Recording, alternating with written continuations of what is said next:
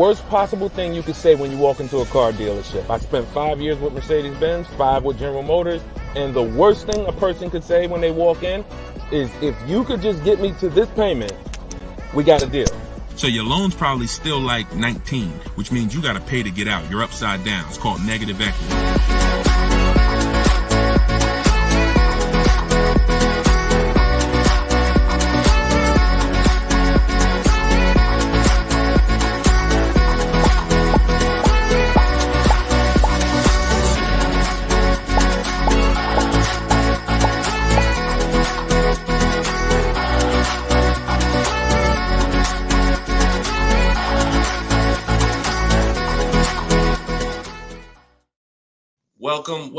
Welcome to episode 10 of Car Shopping Questions and Answers. I'm your host, Deshone the Auto Advisor.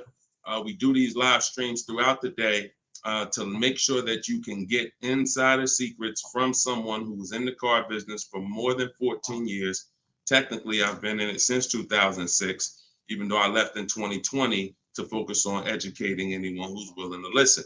And so those who listen to me, you're going to see throughout this show that they get below market deals. They get cars in 30 minutes from home. They're not going back and forth with negotiating. You don't need down payments. Everything that you may have thought you knew about car buying, quite honestly, a lot of that is going to be dispelled on this broadcast. But we're going to make sure that you know how to get to the money, where the hidden money is in your car deals, and quite honestly, how much you've been overpaying by not having this information. So come on in. I have my man Dolan moderating. We're live on 4 platforms. You guys can start typing your questions. And while we get the first couple questions coming in, let's do some housekeeping. If you're going to spend some time with us on TikTok, if y'all could start tapping the screen, running the likes up so we can let TikTok know that we're about to talk some serious business here.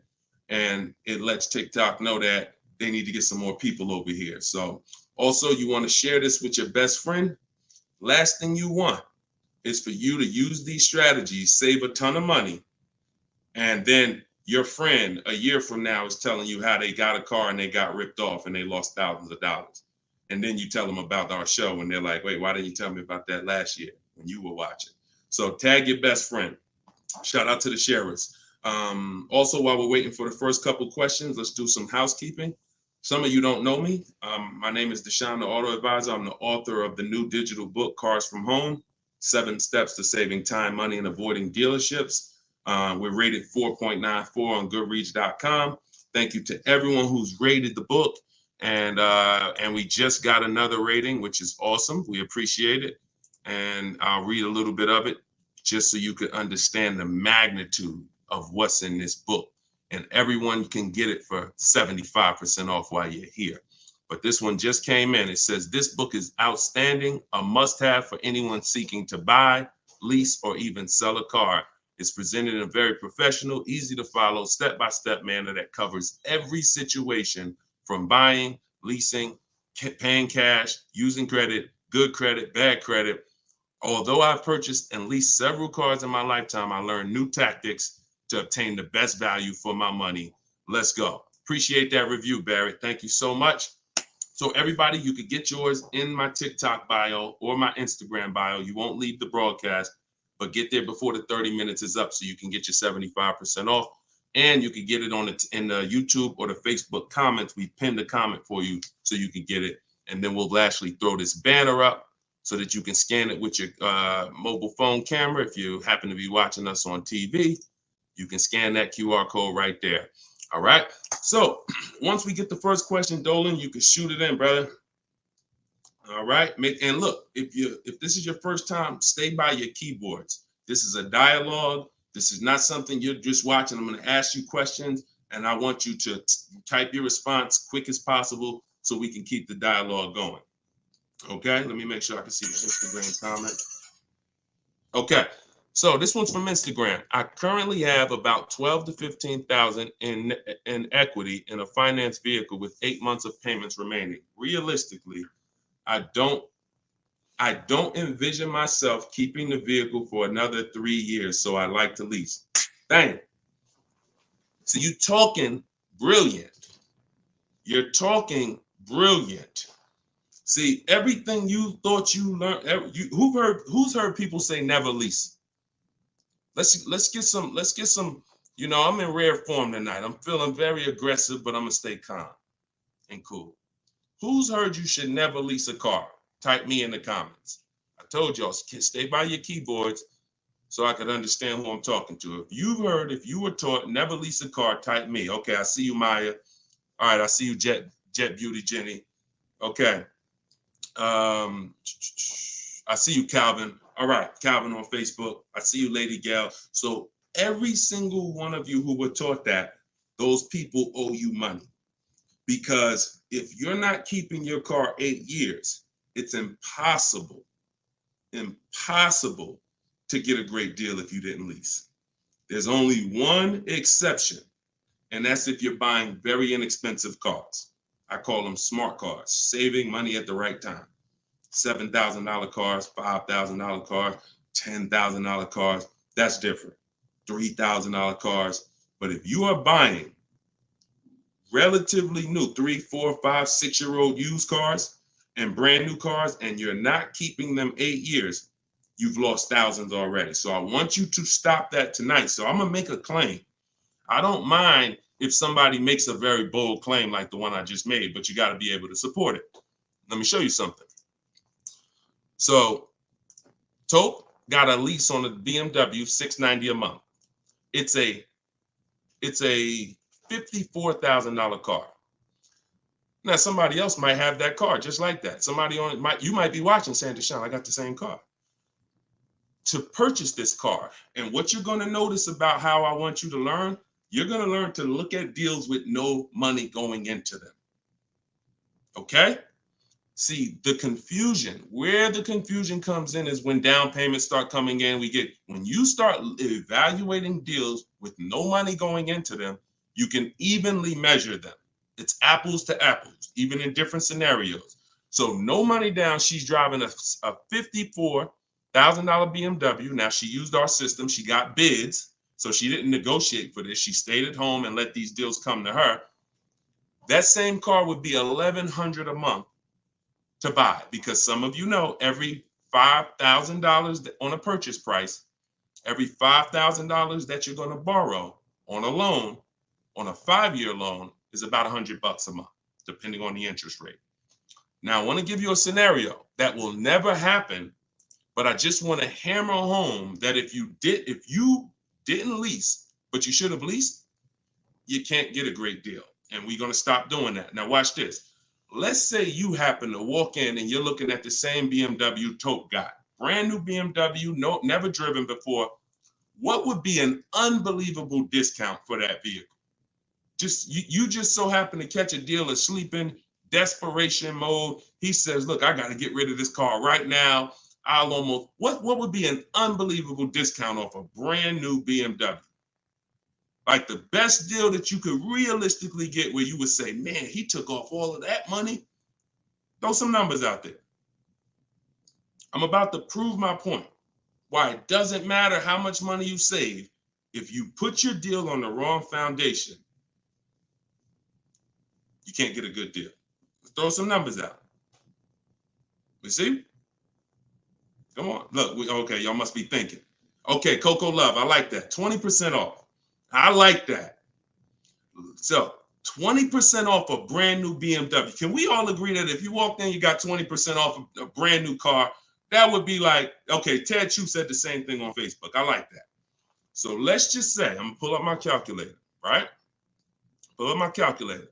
She walks in, brand new BMW, $54,000. She gets it for 80% of what it costs. That's $43,000. I just told you every $5,000 is about how much per month?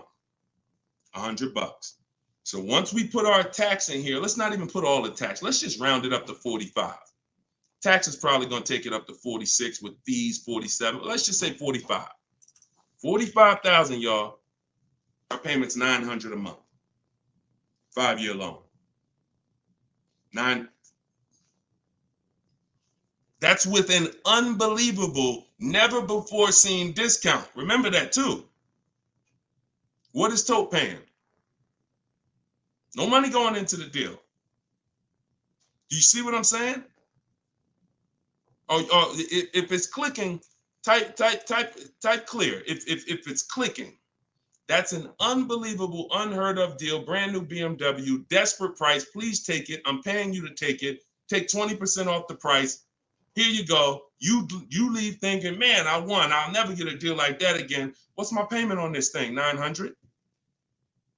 Take a 6-year loan. It's probably $800. Toke paying $690. This is what I'm talking about. It is it does me or you no good for me to show you how we get bids, how we make dealers bid for our business, how we shop for new cars, how we shop for used cars, how we make banks and credit unions bid when you miss this. Lease, if I don't lease and I should have leased, no way to get a great deal. So that's why, and we could throw one more scenario in here, because some of you like Deshone, but I don't buy brand new cars. I know what you're thinking. Let's throw one more scenario. Let's say we get a great price on a used one. That same BMW, used one, great price on a used one. Let's say we knock 35, 40% off the price. 40%. Say we find a 40%. I don't want anyone to accuse me of saying, Deshone, these numbers are just a little too, you're skewing the numbers. We're going extra unrealistic in terms of trying to show, right?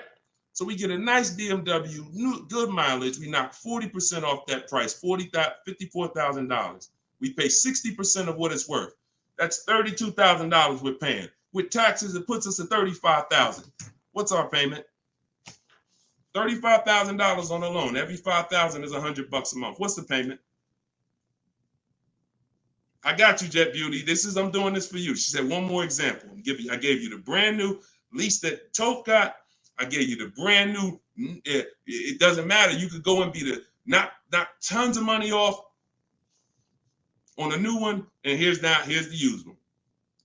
$35,000. Every $5,000 is $100 a month. A payment $700 a month. So people are pulling up. Imagine 3 people pulling up side by side. Toke is in her new BMW 2024, paying $690 a month, no money down. Another buyer pulls up next door that never learned about leasing, but is not keeping their cars long term, because there is a place for buying. It's not about, everyone should be leasing. It's the 8-year rule. I'm talking about you short-term people. You're not keeping your cars 8 years, yet you believe the lies that you shouldn't be leasing. We're going to scrap that tonight. If you're willing to unlearn, tonight will be the last day you believe that bad information.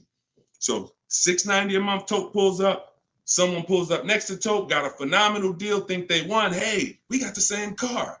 Oh yeah, man, how much you get? You're not gonna believe this. The dealer gave me 20% off this thing. Oh, that's incredible. How much is your payment on that?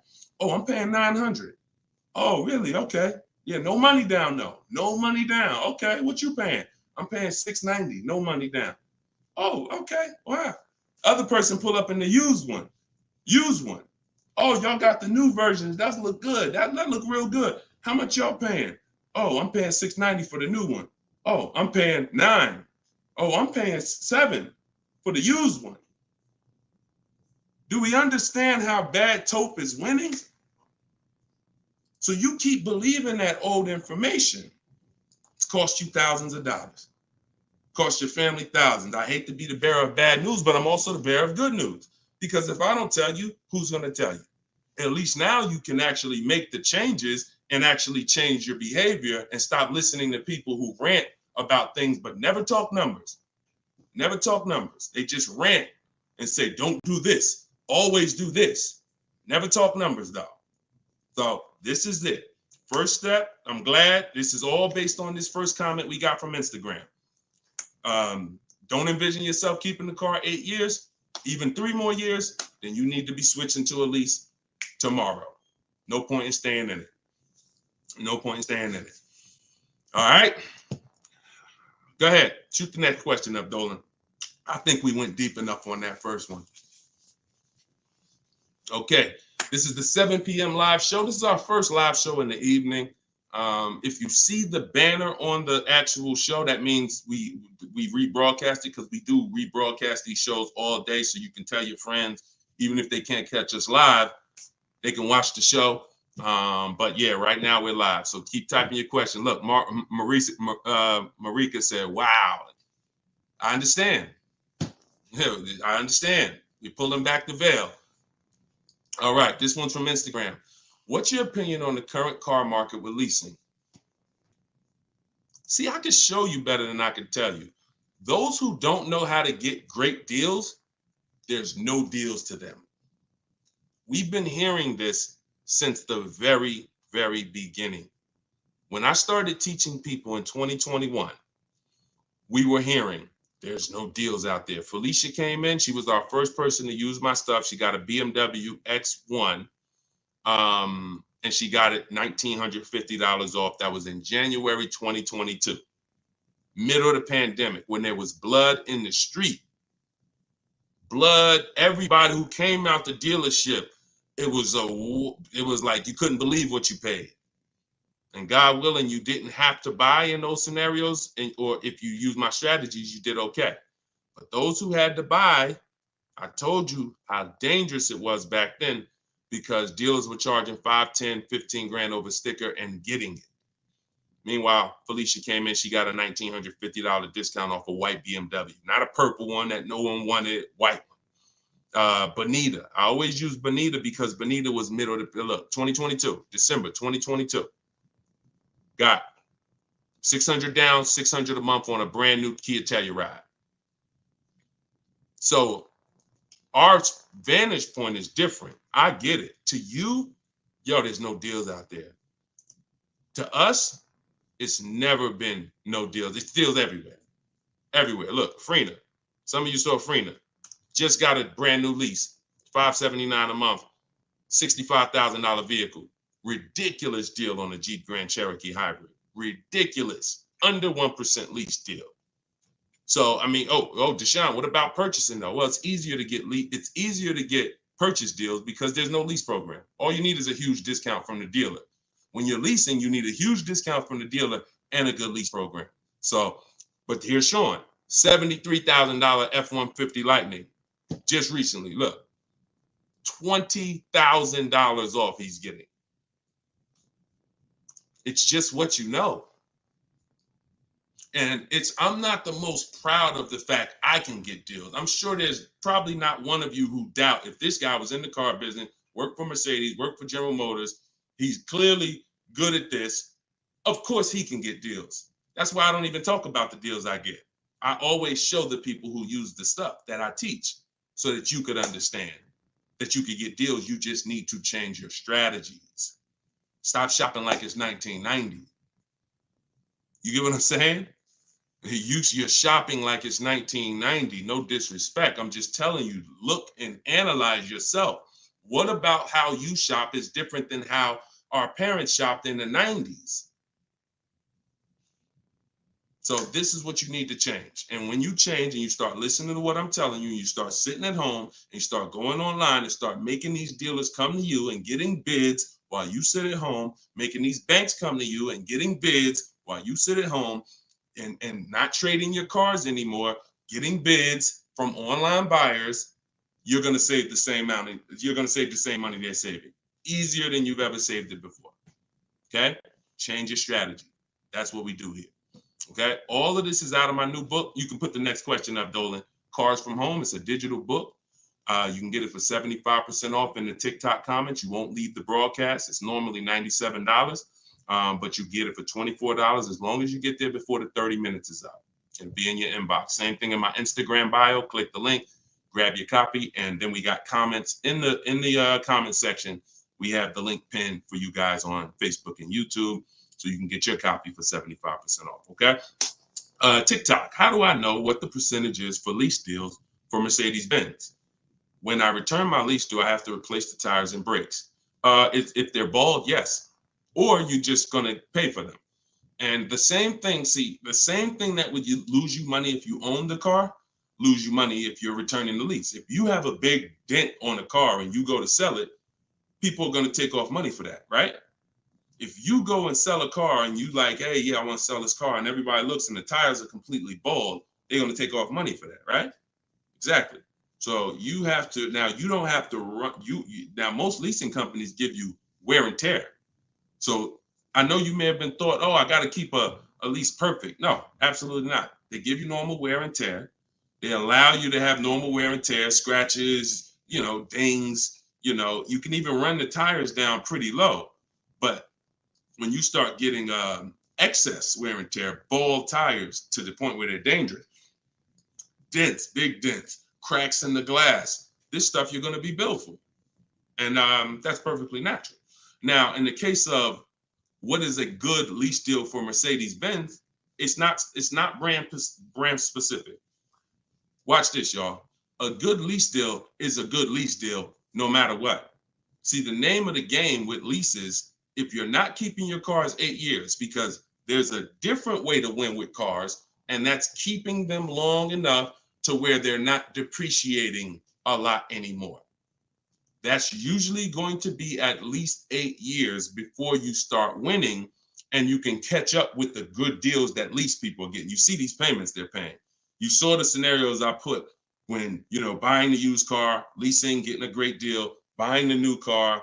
In order for them to catch up to that lease deal, they need to keep their cars a very long time, 8 years minimum, so that they can start to recoup some of the money they're putting into these cars that a person who's leasing isn't. So long-term ownership is the way to win. 8, 10, 12, 15 years. Leases, great lease deals is the way to win. But that middle stuff, buying cars, switching them in 2 years, loss. Buying cars, switching them in 4 years, loss. 6 years, loss. Leasing the car and then buying it, so you go from a lease to a purchase, different, loss. You're stuck in the middle. So when we're looking at lease deals, y'all, we're using an old principle, which is the 1% rule. The 1% rule on great lease deals has always been around. As long as I've been in the car business, it was around. So if your lease deal was 1% of the MSRP of the car with no money out of pocket, you stole the car. You stole a car. And I got tons of those deals. I never paid more than that. Before 2019, that was my last time I leased, I had 4 Infinities, and I had 2 Pontiac G6s when I was with GM, and I had a Jeep Grand Cherokee. Those are the cars that I have leased. Matter of fact, I only leased one of the Pontiacs, then I bought a used one. So I had 1 Pontiac, 4 Infinities, and 1 G6. And 1 Jeep. 6 leases I've had, all under 1%. So that's a steal.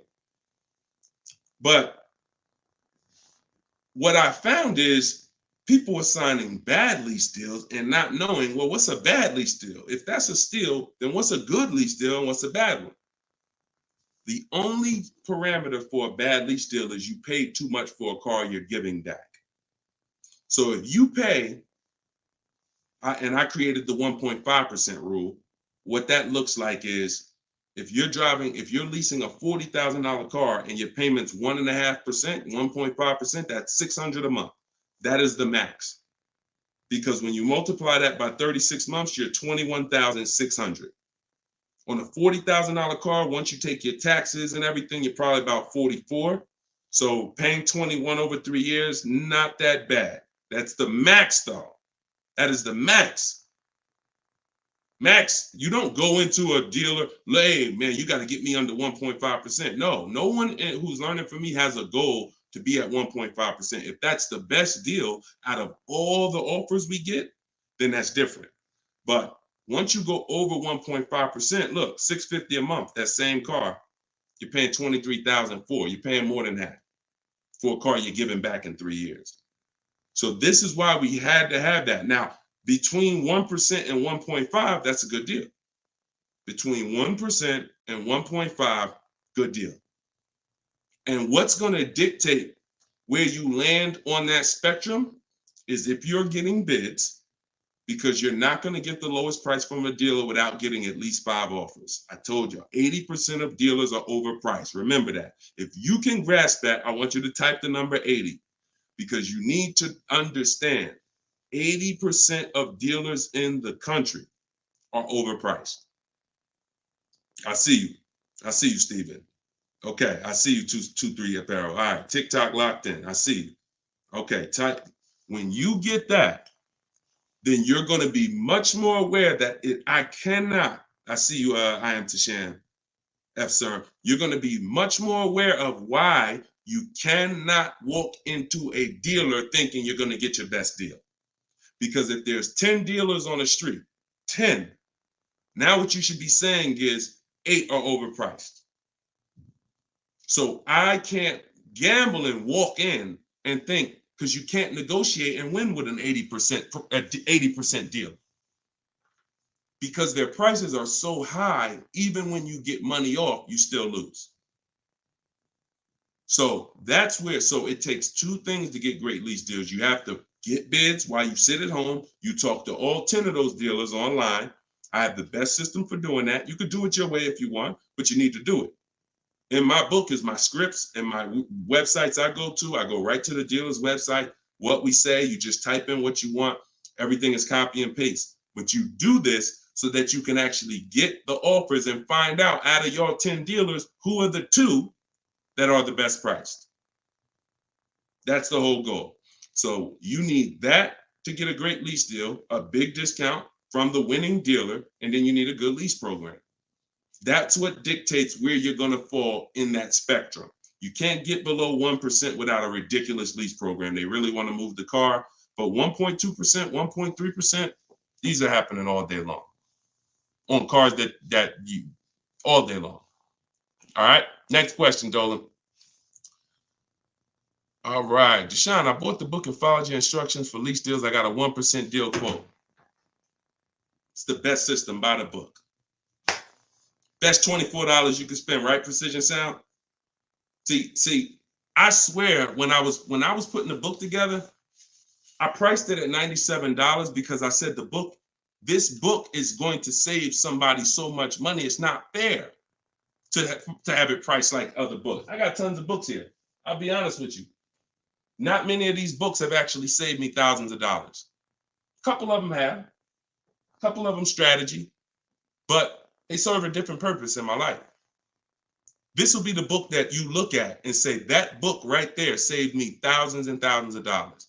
So that's the reason why it's $97. But you know what? I'm an author. I said, let's do a special thing. Everybody who jumps on the welcome offer, you could get it for the price of a regular book. There you go. But I'm glad. 1% lease deal. Congratulations. Great job. Enjoy it. Enjoy it. All right, next question, Dolan. Can you use your system out of state? Ted, great question. You're going to find that you're going to become very comfortable dealing with dealers out of state. Because, and I'm going to tell you the truth, a lot of dealers that are close to you, when they see your zip code, they've already determined and made up in their mind how much they're going to discount, or if they're even going to discount, based on where you live. If you're 20 minutes from them, why do I need to give you a discount when I know the average person shops 2 dealers before they buy? Now, I don't want you to be average. Let the average people get average deals and above market deals, but you're not going to get below market deals doing average things. I'm going to say that again.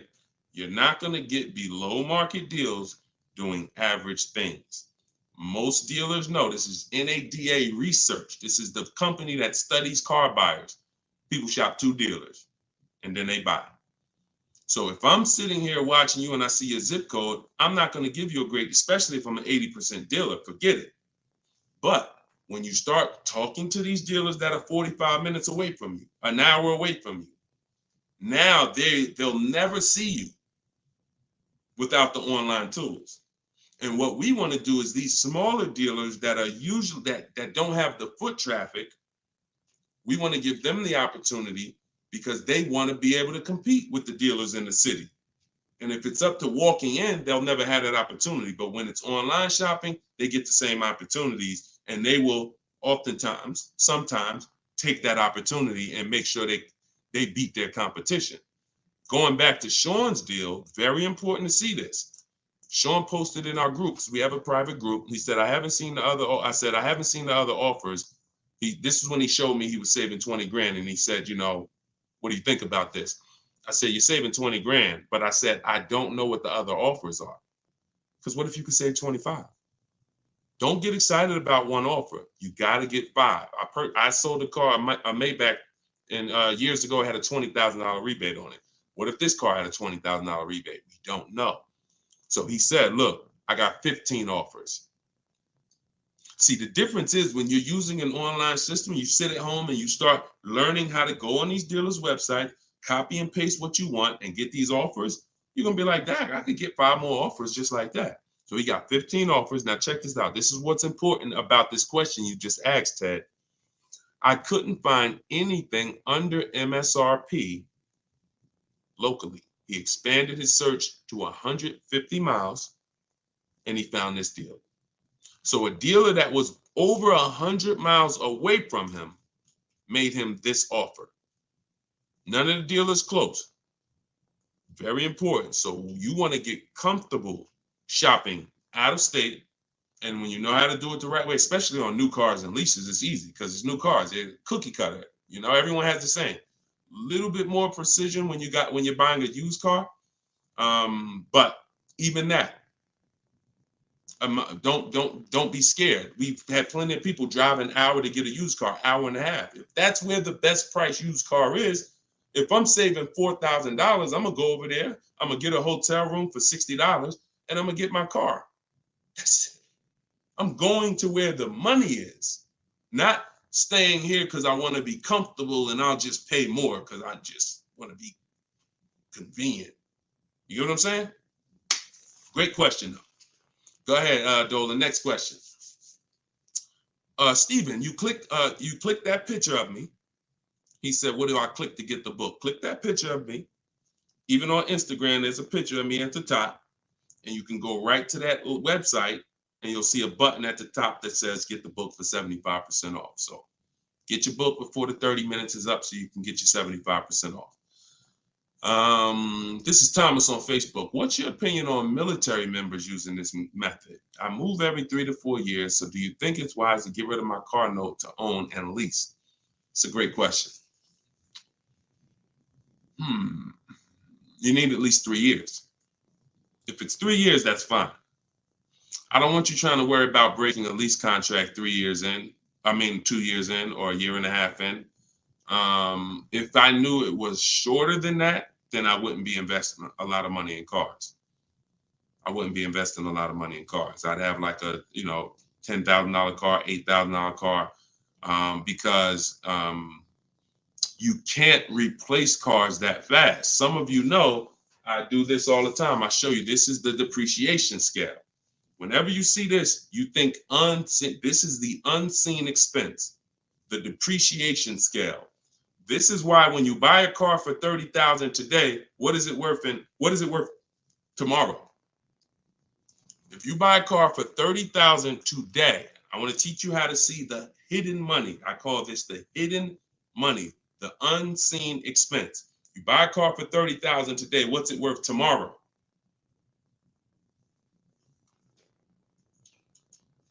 Throw some numbers out there. Let's see Instagram. I'm just talking 24 hours later. You bring the car back 24 hours later. Is it still worth $30,000? Right? Look, iHeart said 22. Maybe not that much the next day, but you could be. You could be 25, 29. Look, it's worth less, right? So now that's the beginning. Now you park that car outside your driveway a year. Don't touch it. Don't drive it. You paid $30,000 for it. Come back a year later. What's it worth? Now we're getting into those 25s, 22, 20. Look, you never drove it. You didn't drive it one single mile. That's what we are. And look, that's happening the first 5 years that you have the car. Now, there's one exception, Thomas, if I'm you. if I can get 3 to 4 years, I'm leasing. No doubt about it. 3 to 4 years, I'm leasing. Now, your goal is to, if you got to make a move, you don't want to lose money and you don't want to have a bunch of negative equity. So what you can do, what I would suggest you do, if you don't have the 3 years, then I would buy a pre-owned car. I wouldn't even go with a $10,000 one. I just make sure I get a great price on a pre-owned car, so that with pre-owned cars, you can swap out and you don't lose. Compared to someone who's leasing, though, you will, because you're going to pay about the same amount they're going to pay, but they're going to have a brand new car and you're going to have a used one. But that's the risk you have to take, because if you try to lease and then you end up having to get out of it in a year, no, can't break that contract that easily and you're going to lose money. So if you got 3 years, I'd lease for sure. If you only got 2, then I get a great deal on a pre-owned car. And then that way I'm safe. If I do need to get out of it, I can sell it and probably break even within a 2-year period, because it's not going to depreciate as much as a used car. I mean, as much as a new car. Okay? If you got 3-4 years, man, lease. When a lot of you, when you realize I'm not talking to you who are keeping cars 8 years. If you have a car outside your house for 8 years or longer, type me. Matter of fact, type K. We call that a keeper. You got to be able to distinguish the difference in these scenarios. Anything outside your house for longer than 8 years is a keeper. We're not even comparing leasing. But when your kids come to you and say, Mom, Dad, I want a car, we don't automatically make them this is going to be a keeper. You're going to keep this thing for 8, 9, 10 years. No, I'm not. I'm going to keep this car maybe 5 years. Okay, then you should be leasing. Okay, your spouse. Me and my wife did it all the time. We had one car that we bought. That was the Pontiac G6. And then we would lease a car and we would rotate the lease. So you can have both. But the key is knowing every time you're about to buy a car, the first question is, how many years am I keeping the car? And if it's not 8, then you should be shopping for great lease deals. If it's 8 or more, then you should be buying. Very simple rules, boundaries based on numbers. All right. Go ahead, shoot the next one up, Dolan. Great question, Thomas. And anybody who's in that situation, that's a good strategy for you guys to follow. YouTube, 6 months left on my 36-month lease, 12,000 miles per year. Things came up and I had to use the car every day, 99,000 miles so far. What can I do? You pay. Now, what you can do is you're going to do an equity assessment. There's 3 ways you're going to work that you compare this. 3 ways, and you're trying to see which one is you're going to bite a bullet because you use the mileage. And again, I want to make it clear, had you purchased the car and put that same amount of mileage on it, your value of your car wouldn't have been like this. That's the average driver. Average driver, their value's dropping like this. That's average.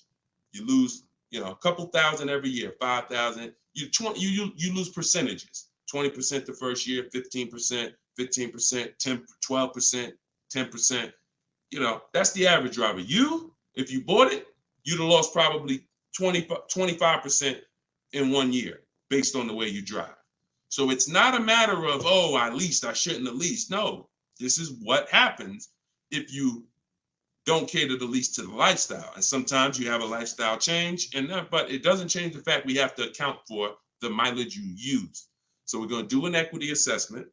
You're going to see, if I sold this car, because the reason you're going to do this first is because you want to see what the highest bidders would pay. CarMax, Driveway. This is step 2 in my book, equity assessment. CarMax, Driveway, Carvana, Kelly's Blue Book, instant cash offer. Do not use Blue Book. Please do not come to me talking about what Blue Book said your car is worth. We don't use algorithm sites. We get real offers. Cash offers is all that matters to us. Okay? Kelly's Blue Book, instant cash offer. AutoNation, sell my car, and Car Guru, sell my car. That's 6 offers. And you're going to get that after you get your payoff. Now, you're going to see how upside down you are. And once you see that, okay, I'm upside down, How many miles did you contract for? Oh, 12,000 miles a year. Okay, so all right. So once you see, all right, my highest offer is 23,000, but your payoff might be, 30. Then that means you're $7,000 upside down. So now you can compare paying that money to now saying, all right, well, what happens if I return the car? Now, this is the second scenario. First scenario, when your over mileage is selling it. What does that look like? Second scenario is actually taking the mileage penalty, because I just told you $7,000 is the bill over there. In that scenario, mileage penalty, you contracted for 36,000 miles and you got 99 on it. So 99.8 minus 36,000 miles, you 63,000 miles over, and you're probably going to be charged 25 cents per mile. So that's a $16,000 mileage penalty that's coming if you stayed to the end. So that's why you want to compare selling, paying the difference. If you got some cash on hand, that would be the best way to do it. Now, the last thing that you can do, which is, see, I don't like these scenarios because these are negative equity scenarios with leases, and we really shouldn't. Besides an emergency, we really should not be in negative equity situations with leases, only finances. But your last scenario is, once you see how much your car is worth from the offers, you're now going to try to roll that negative equity over and get someone to pay the bill and wrap the new deal with the negative equity. So you're going to get bids for whatever car you want to replace it with. Whatever car, let's just say you're looking for a Jeep Grand Cherokee, you get bids, get your best offer, and then you're going to tell them, hey, I got this old car here with this type of penalty. I need to wrap it into this deal that's 7,000 or 8,000. That's why you got to know what the market value is. Before you do this, you have to know what the market value is based on offers, so that you know, all right, I got to slap another $7,000 on top of whatever my best deal is, so that I don't get the bill. So if you can pay the bill, pay the bill. If you can't pay the bill, then you need to roll it into the next deal. But the last thing you want to do is drop that car off without doing what I'm telling you, because once that car is grounded, the bill is generated.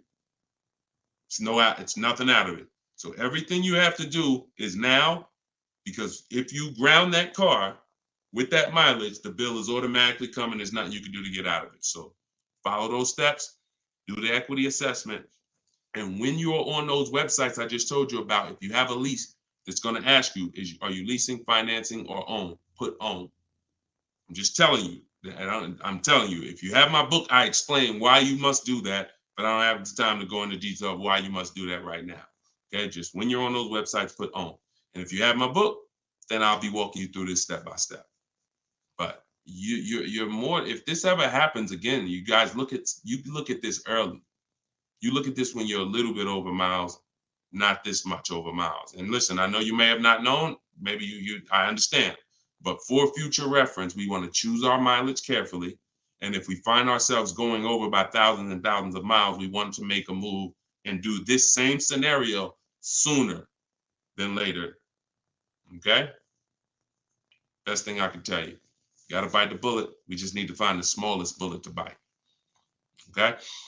All right, next question, Dolan. That's a good one. Common situation. All right. All right, go ahead, Dolan. All right, here we go. This is Ted. A couple other things real quick. I'm upside down in my current car loan, but the payment is cool. Still want the same or lower payment on the next purchases. This covered in the book. By the way, I already copied the book just in case I have to pivot. Wonderful. Wonderful. So I think you said you were switching to a lease, right, Ted? But you're upside down. So if you are in a finance, what you're going to find with great lease deals is you can usually switch, and if you use what's in that book, get your great lease deal, you'll usually even bring in some negative equity over, you're still going to be in a comfortable payment range, because a purchase is so much higher than a great lease deal. So a purchase, unless you put a ton of money down, a purchase is just so much but you can't control that.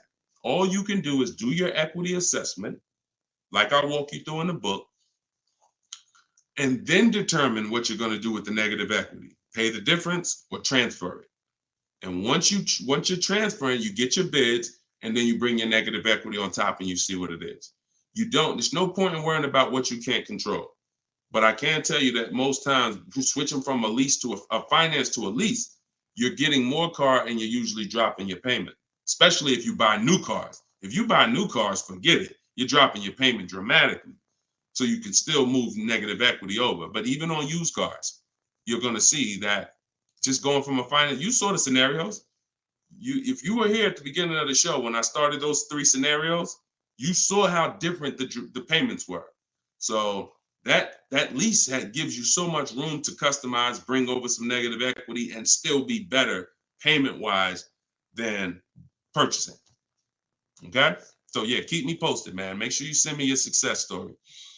Thomas just got the book. When will the next session be for the step-by-step breakdown? I don't do a step-by-step breakdown. Look, I'm talking to the public, and here's what I won't do, because it's just not fair. I'm not going to spend a lot of time talking to people who have the book, because the book is step by step. Every now and then, Dolan pulls a question in, great, but I'm talking to people who don't have the book. I'm not going to make the whole show talking to people who have the book, because quite honestly, like I said, I got a lot of books up here. I can't talk to one of these authors. If I'm reading something from, this author over here, but the book is set up in a step-by-step way. So just use it and win with it. All right. Go ahead. Shoot the next question up, Dolan. It just would be corny. That'd be corny. Oh, he's only talking to people that got his book. No, we're not doing that. DJ Flair, YouTube. I haven't gotten APR under 1.4 on a lease. Should I settle? How many offers do you have? Now I'm looking at the comment section, DJ Flair. I need you, if you're going to ask a short question and then I'm asking you a follow-up question, I need you to type fast. And that's a quick look. Number, send. 3, send. 1, send. You know what I'm saying? I can't spend too much time if you're not right close to your keyboard. So okay, let's put it like this. If you don't have, I see you, Coach Troy. Thank you so much. Thank you to the people who support the broadcast too. I appreciate it. And shout out to the sharers. Shout out to the sharers. I see you, Body Gang Nunu. Thanks for everybody that's sharing the broadcast. Your friends will be mad at you if they find out you've been using this stuff and you didn't tell them, especially your best friend, your closest friend. If you've been using this stuff and you didn't tag them, go ahead. Go ahead, type your question, Coach Troy. We'll get to you. All right, I don't think DJ Flair's tapped back in. So here's the thing. The only time we're settling on any lease is when we have at least 5 offers. Because when you shop the right way, and anyone who shopped using my stuff can attest to this, when you shop the right way, you're going to see on a regular lease, any vehicle you name, you're going to see $150 to $200 a month difference. I told y'all, I'm not just telling you 80% of dealers are overpriced. You're going to prove it to yourself. 80% of dealers are overpriced, and you're going to prove it to yourself when you look at all those offers and you see that one dealer is at $450, another dealer is at $490, another dealer is at $530, another dealer is at $590, another dealer is at $6. We've been doing this. I've been working with people since 2021. I got over 1,600 people in my personal, coaching program, and we got thousands of people that have the book. So when we get the offers, that's what we see. So the only way we will settle on a 1.4% lease is if we know that's the lowest offer in the market. And the only way we know it's the lowest offer in the market is I'm looking at the other lease deals. Oh, that one's 1.5. That one's 1.7. That one's 1.75. That one's 1.8. Now I know 1.4 is the deal. Let me get this up out of here. This is a great deal on this particular car. That's the only way. Okay. Next question, Dolan. Great question. I'm on the fence about joining maps for my truck purchase. Can you elaborate on how it's different than following the book? I don't even talk about maps on here. Maps is Maps is my book and video with me coaching and Zoom calls and a private Facebook group. Totally different. And again, that's another reason why I can't get too big into giving questions and answers. Look, the book is there. It's $24. It's step by step. People have used it, gotten to success. That's why we're rated 5 stars, 4.94. But that's why we're rated high. That's why people are writing me. Look, we just got this today. So when I get this stuff like that, the only time I'm going to engage with thousands of people who got the book is when I know the book is not really complete. It's not complete, but we know the book's complete. So when Tiffany sends me this, look, I just got this from Tiffany. Look. I believe we got a great deal. Look, 2024 Mazda CX-90, $44,820 on the sticker. Discount was $6,530. That's ridiculous. That was her best offer of all her bids. $65,000. She saved 15% off the price of the car. Brand new car. She just sent me this. So some people are like, Deshone, you know what? I can follow the book. This is my thing. You laid it out step by step. Step 1, 2, 3, 4, 5, 6, 7 is delivery. Step 7 is literally getting ready for delivery. So, but Maps is totally different. Maps is the program I launched in 2021 that I work personally with people. We do coaching calls, and we and everything in the book is in video form. So you're not reading, you're just watching step-by-step video. So you could email me about that, and we could talk about that another time. All right? You get what's right for you. Go ahead. Next one, Dolan. All right. What if you drive too many miles daily? You just pick your miles. You choose your miles wisely. You can see, here's what I want you to understand. Now, if you were on the show a little earlier, we talked about how you're going to pay whether you, and bring in, Dolan, can you bring in Coach Troy's question on TikTok? Here's what you have to be very clear on. You pay for the miles whether you purchase or lease. That's why I want you to think about that. Depreciation scale. If I drive 0 miles, my car is worth less in a year. If I drive average miles, it's worth less in a year. If I drive high miles, it's worth less in a year.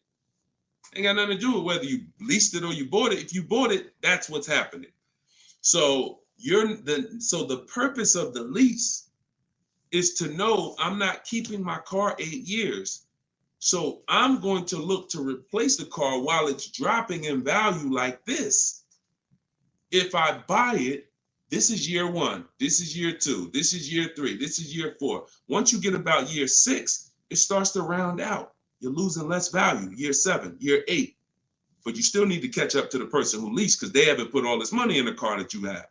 That's why it's the 8-year rule. But if you're like, Deshone, I know I'm not keeping the car 8 years. Your goal is to beat the depreciation in. How do I get a car without taking this type of loss? That's a lease. That's a great lease deal. Not an average lease deal, not these commercials. None of these lease deals y'all saw in the show today was based on a commercial. Nothing. They were probably thousands better. Do never look at commercials and think, oh, that's a lease deal. Absolutely not. Absolutely not. So what you're going to do is you're going to assess your miles, see how much you drive to work and back, how many days a week, and you're going to come, you're going to add that up over the year, and you're going to come up with a number. And if it's 18,000 a year, great. I worked for Hyundai for 6 weeks, and I keep the story short, but I worked for them for 6 weeks. I was a manager there. Owner ended up getting indicted. Straight up highway dealer. Like I would never, it's the only dealer where I said, whoa, this ain't for me. No way. Got out of there in 6 weeks. Gave them their car back that they had me driving. I said, I appreciate it. God bless you. So I end up getting, I had a person who was dropping off their lease. And I was doing the paperwork to ground the lease for them. Hey, I was doing the work to ground the paperwork, and to ground the lease, and I saw that he had like 70,000 miles on the car. And I said, "You lease this?" He said, "Yeah, man, I always lease." I said, "Wait, you in sales?" No, he told me. He said, "Yeah, I'm in sales. I drive over 20,000 miles a year. I used to buy my cars, and I just be, all this negative equity. I had to put big down payments. I just, once somebody showed me about leasing, I never stop. I pay my payment, I bring it back after 3 years, get a new one every 3 years." I said, "Wow, that's crazy." Then I looked at his payment, and I saw his payment was only like $150 a month more than a normal payment. It wasn't $500 more a month. It was $150, $175 more to get the additional mileage that he needed. I said, "Man, I'm telling everybody about this," because I had high mileage drivers coming in with same amount of mileage on that he had, 70, 80,000 miles, except they bought it. And now I'm like, "Hey, you got like 12,000 negative equity because your car, you got so many miles on it." And they're like, "Yeah, I know." So before I learned that about high mileage leases, that's what I used to do. I didn't understand it, but now forget it. And that was back in that was 2016. So everything I've learned, I bring it to the public, and I've learned from seeing bad scenarios. So no matter how many miles you drive, as long as you're not doing like Uber or Turo or something where you're renting the car, you're just putting like as many miles as you can on it a year, and you don't really know how much you're going to put on. As long as that's not the case, it's predictable, then for sure. I have 2 strategies in my book for high mileage drivers that don't keep cars 8 years. 2 strategies: high mileage lease, and then something I call 2 cars, 1 payment. High mileage lease, 2 cars, 1 payment, where you split the mileage. You have 1 car you buy, and then you pay that car off, and then you have 1 nice car that you lease, 12,000 miles, and you just split the miles. Either way, stop buying. And now, one more thing, and put the next question up, Dolan. Now, if you're a high mileage driver and you are an 8-year person, great, no reason to lease. There's plenty of cars out there. You buy a car that you can drive 25, 30,000 miles a year. That'll last you 8 years. No reason to lease. See, if you are keeping your cars 8+ years, forget about leasing. If the person who you want to shop for is 8+ years, no reason to lease. I'm only talking to you who are like 6 years, 5 years. Deshone, I'm not keeping it 8 years. You are the ones losing thousands of dollars by not leasing. All right, I see you. All right, so this is Coach Troy from TikTok. And we're live, y'all. Just in case you know, we're live for a couple more minutes. This is our 7 p.m. live. We whenever you don't see the banner on top, you know it's live. Whenever you see, because we rebroadcast these shows because a lot of people can't make them, so you can catch them on pretty much any of our platforms. You can watch the replay, watch the rebroadcast. But we are absolutely live right now. So for a couple more minutes, you can type your questions. This is Coach Troy from TikTok. I have a lease now. My lease is up in June. My credit fell to 573. Can I go for a finance? What I do is I'd get a smart car right now, saving money at the right time. Now, if you have a strong car payment history, that weighs on your profile. Mercedes, tell y'all a story about Mercedes. Mercedes, if you paid Mercedes, your whole world could be crashing down. They'll approve you again. So I would have people come in and say, Deshone, or they'll call me and say, Deshone, my credit's not where it was when I got the Mercedes a couple years ago. What do you think? I said, well, how was the payments on the Mercedes? I never missed one. You're good. Maxed out credit cards don't matter. They look at that. So if you paid the car payment, I go for a lease. If you missed a couple car payments, but if you missed a couple car payments, I'd go for maybe a less expensive lease. Possibly 573 is tough. You need a lot of stuff to weigh, because I have something I teach. It's about profile, not just about score. So profile is how long you've been on your job, the money you make. Probably the 2 biggest indicators are payment history and credit score. But outside of that, that's not all it's based off of. So you got to kind of look and say, all right, if my credit score is low, do I have anything else on my profile that makes the profile look attractive?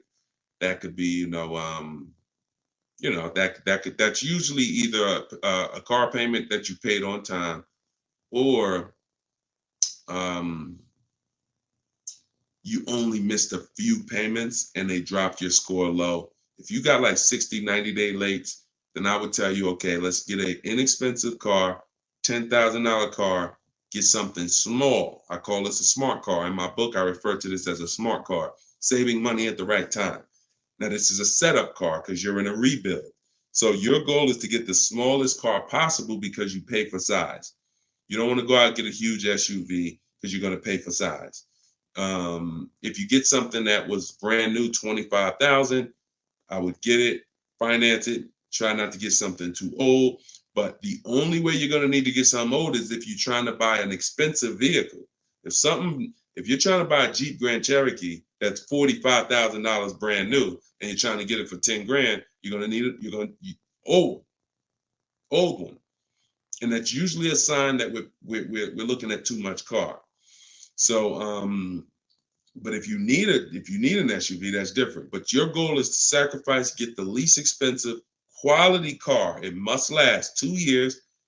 Hit the payment history on point. Don't miss a payment, and then you would switch to a lease. So I don't know enough about your scenario, but I kind of gave you a little bit. And in my book is the details of this, the smart car strategy, and shopping for a lease, and looking at your credit profile. So based on where you're at, you make your move. But either way, it's fine. It's not the end of the world. Tons of people are going to be rebuilding now. Just make sure you're doing it right so that you don't set yourself back with your next car. You want to set yourself up. And a lot of people, when they're in a tough situation, they make another decision that actually sets them back. Okay? Go ahead. Next question, Dolan. Okay, I see. High pride BMW lease. Thanks, Coach Cho. Forget about the gifts. Just get the book. I appreciate you sending the gifts, but I'd rather you have the book because I want you to win. Okay, take all that money you just gave on the show, and I appreciate it, and get your book so you can make sure that you win for the rest of your life with cars. But thank you. Go ahead. This one's YouTube. Where's Instagram at? Instagram, y'all quiet this evening. Y'all started out the show with a lot of questions, and now y'all quiet. Let's go, Instagram. Type your question. And the thing about Instagram is, if you hit that little paper airplane next to the comment box, you can share this with like 30 of your friends. And I guarantee you, every single one of them will thank you. Every single one of them. We don't dance. We don't tell jokes over here. All we do is talk big money. Guarantee they'll thank you. So, all right. This one, Diana from YouTube. Am I liable for a vehicle that I didn't take possession of? If the paperwork has been sealed, signed, the bank has been notified, if there's a bank involved, you can be, just because you didn't pick it up, but you would have had to sign all paperwork and basically have them turn that paperwork in, which would start the motor vehicle processing, where they're going to register the car in your name. Once this process has moved forward, whether you took the car or not, that vehicle is linked to you. In which case, yes, you are liable. But yeah, it depends. I hate buyer's remorse. Buyer's remorse sucks, y'all. Buyer's remorse comes. You only get buyer's remorse two ways. You got a bad car or you got a bad price, or both. So you need boundaries to get good cars, quality cars. Choose the right cars that you're gonna like, gonna love, gonna enjoy, so that you don't regret the car. Boundaries to make sure you get a quality car, not a car that's gonna be in the shop, not a car that's gonna break down. Boundaries. You need strategy to make sure you actually get enough offers, so when you accept the offer, you paid the lowest price possible. Offers. So those two things, two types of buyer's remorse: the car and the price. The car, that you're shopping, how you shop, choosing cars, taking your time, knowing what websites to go to make sure the car is quality, going to test drive the cars if you're leasing or buying a new car. That's the shopping boundaries. That's how you make sure you don't get a bad car. When you're looking at a used car, narrowing it down, title history, service records, accident history, and then the strategies. The other buyer's remorse is, I don't like the price. I think I could have paid less. I think I'm overpaying. I'm not comfortable. That comes from getting bids and looking at multiple offers. Got to use this. If you don't use this, that's going to continue. It's impossible for you to eliminate that without those two strategies. Boundaries, shopping strategy. Okay? I hate buyer's remorse. Go ahead. No problem, Coach Troy. I appreciate you. Go ahead, Dolan. Next one. Okay. Oh, we got another success story. Let's go. Okay. Thank you, Gina. YouTube success story. Just ordered a 2024 BMW X3 M40 for almost $4K off MSRP plus $3K military discount. Would have never thought about this being possible. Followed your car shopping for people who hate car shopping book. Don't make me drop the microphone up in here. Gina, $7,000 she's saving from home, getting bids. See, look, I love this. I love this. This is empowerment right here. Forget all that other stuff. Forget all the other stuff. Is if you use something and it does not save you money, throw it out. But you got to use it. I knew that if you're willing to use what's in my book, if you are willing to take it, trust my process, these are the results. You don't have to be me. You don't have to be Deshone. Gina's not me. Gina didn't even know about this a month ago. Got the book, used the step-by-steps, saving $7,000 off a brand new BMW M40. X3 M40. Come on. Come on. Congratulations. Enjoy it. Great job. I had dealers beating other dealers' prices. I see. Come on. That's the language that I want you talking.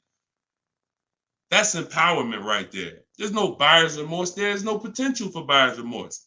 How? I got dealers competing. Yo, all right, you the best right here. You won. The heck? There's no room for buyer's remorse when people were competing, jumping through hoops. Hey, pick me. Here's my offer. Here's my offer. Here's my offer. Come on. All right. I love it. Good job, Gina.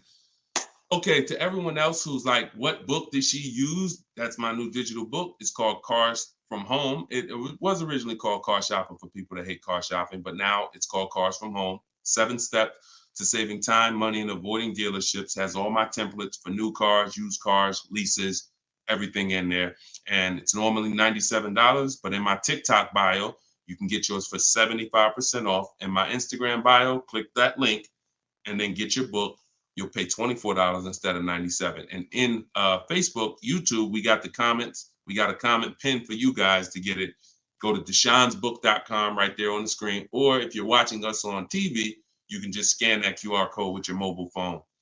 I want the success stories. I love the success stories. Love it. All right, go ahead, Dolan. We got a couple more minutes. Go ahead. Next one. Okay, this one's Maria from Instagram. Apologies. I had to serial earlier, so I probably missed the answer. Do we include the fees into the payments when calculating the 1.5% rule? Absolutely. Now, the simple way is you don't have to worry about the fees. You're getting offers. Here's all that's important, Maria, when we're getting our lease offers. Total out of pocket is first month's payment only. If someone submits a deal with no first month's payment, you $2,000, $3,000, because some of them will do that. Can you please, resend the offer with just first month's payment? Then 12,000 miles per year. Then we're getting at least 5 offers. And then what we're doing is we're dividing the monthly payment into the MSRP. Dividing the monthly payment into the MSRP, not the selling price. Doesn't matter the selling price. The selling price is what affects the percentage. That affects the percentage. You need the MSRP so you can judge the deal. MSRP. Divide that into the MSRP. That's all you need to know when looking at lease offers. So I can look at 20 lease offers from 20 different people, As long as they are using the format that I told them to submit me the offer in, I can compare 20 offers in 60 seconds, maybe 2 minutes. Boom, boom, boom, boom. All right, this dealer made the best offer. Very simple. Don't worry about fees with leases. Just do those percentages. Everything else will slow you down. All right, great question. All right, wasn't it fun? Look, Precision Soundworks said, wasn't it fun following his steps? I just gotta put that on it. Listen, this game, oh man, come on. Wasn't it fun following his steps? Because you're in control. You're in control. It's fun being in control when you've been buying cars. You've been out of control for all your life. You felt intimidated. You felt like, oh, they're gonna get over on me. I'm gonna say the wrong thing. I'm gonna do the wrong thing. Now it's the total opposite. You're in control. So it becomes fun. My man. I love it. All right, go ahead, Dolan. Okay, this one's from TikTok. My brother totaled my car with only liability insurance. What should I do?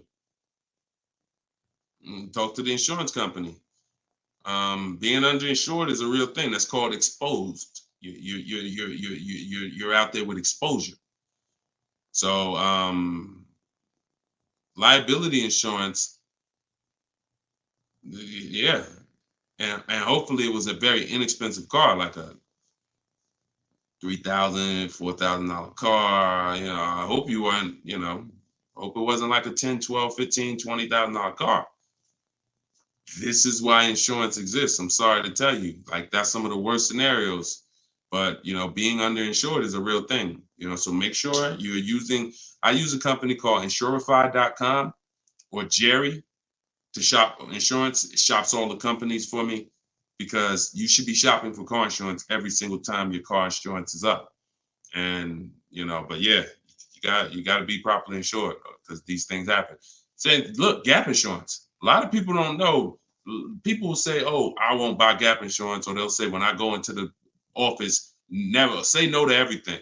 Well, if you needed gap insurance or you needed the right coverage, we either get it from the dealer or we call our insurance company. There's other insurance companies that sell gap insurance, but before we get it from the dealer, we'll call our insurance company or we'll go online.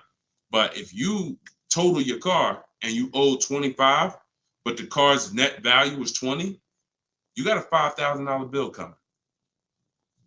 Totaled your car, lost your car. Now here comes a $5,000 bill. Hey, what happened? Gap, exposed.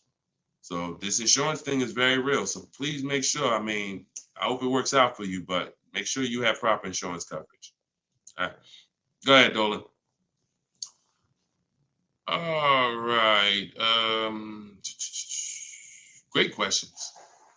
Great questions.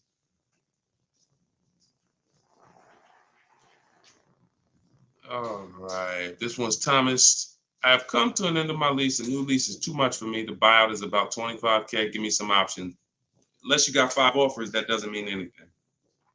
See, the problem is you didn't get 5 offers. So you probably got a lease quote from an 80% dealer who you've been buying cars from, leasing cars from. You come in, hey, what's a new one going to cost me? They're trying to keep you high based on three years ago. Everybody was overpaying and they're trying to keep you high. They're trying to keep their profit. And you look and saying, wow, the new one's 700. Nah, I can't do that. I guess I'm going to do something different. Meanwhile, when you start getting bids, you'll see that maybe the best deal on that is 500. See, all of these deals that I'm showing you guys, you got to understand something. These are not deals that people are getting by walking into dealers. Look, this is Charles. He got a Hyundai Palisade, top 10 most popular SUVs in the country. $48,000 vehicle, $597 a month. $597 a month. Listen, and just so y'all know, we live right now. This is not a replay. So we are straight live. I want you to know when we're live and when you're watching a rebroadcast. Okay? Like, understand, this doesn't happen walking into a dealership. So when I usually hear questions like this, oh, I'm gonna buy the lease out, or hey, there's no deal, the new lease payments are too high. No one who's getting multiple offers are saying that, because what you would be doing is you would be flipping to another vehicle. Before I go from leasing, which is a value play.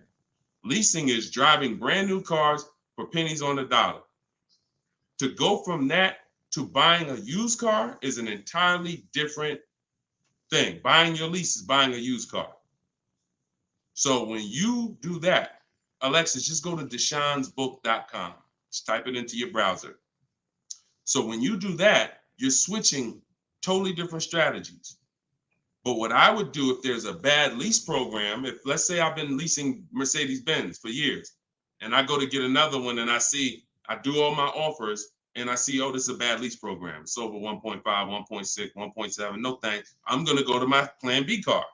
I'm going to look at it, a plan B car, because every single vehicle has a different lease program. And sometimes you'll look at one vehicle and you'll think, oh, this is all leases. No, that's one vehicle. That's not even all leases in this dealership. This vehicle has a different lease program than this one. This trim level has a different lease program than that trim level. They're all different. So when we get locked in on one overpriced lease, especially if we didn't get 5 quotes like I teach, so no, that is the strategy. So you just say, give me some options, please. Here's your options. Get 5 offers. If they're all over 1.5%, next vehicle, pick another vehicle. Get 5 offers. If those are over 1.5%, pick another vehicle. Eventually, you're going to find a vehicle that has a great lease deal, and you're going to say, okay, this is it. They're all different. If you're using my book, you can do this in 60 minutes. Your first time using this, it'll probably take you 90 minutes to do the process. Second time, you should be around 60. I want you guys, by the time you use this 2-3 times, you'll be getting car. I can get any car I want, get the best offer, look at the whole market in 60 minutes, 45 minutes, 60 minutes. So that's not going to be your first time. 90 minutes probably the first time. But this is 90 minutes. By the time, that's not one trip to the grocery store. It's not even one trip to the grocery store. All right, y'all. We've been on for 1 hour and 18 minutes. We like to keep these lives around 1 hour and 15. We're gonna wrap. We'll be back. Listen, this is what we do. Shout out to the surprise success stories. Thank y'all to everybody who spent some time with us. Everything that I taught tonight, everything I taught today is out of my new book. It's called Cars from Home, 7 Steps to Saving Time, Money, and Avoiding Dealerships. It's the science of shopping from home online the right way. There's tons of people who try to shop online. There are car sales people who have mastered the science of not giving quotes online, making it hard to buy online. So the same way when people were walking into the dealer, car salesmen got trained on how to handle you. The same way they saw millions of people go to the internet, they created internet sales departments to get trained on what? How to handle you.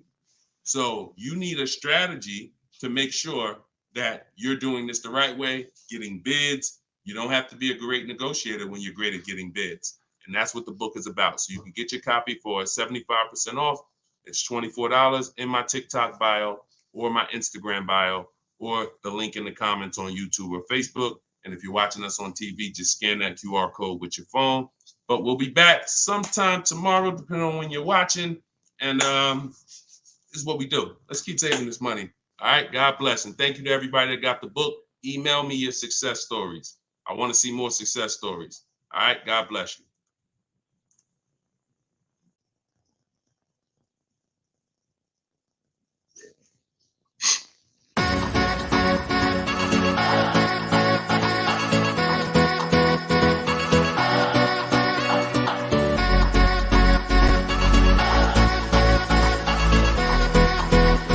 The worst possible thing you could say when you walk into a car dealership. I spent 5 years with Mercedes-Benz, 5 with General Motors, and the worst thing a person could say when they walk in is, if you could just get me to this payment, we got a deal. So your loan's probably still like 19, which means you got to pay to get out. You're upside down. It's called negative equity.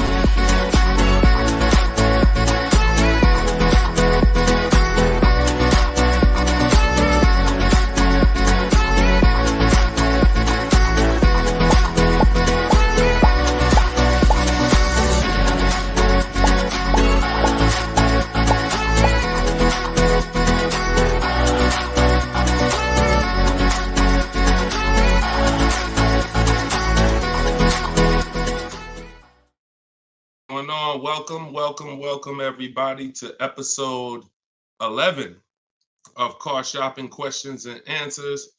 I'm your host, Deshone the Auto Advisor. I'm just sharing the broadcast onto Facebook. We're live on all 4 platforms: TikTok, Instagram, YouTube, and Facebook.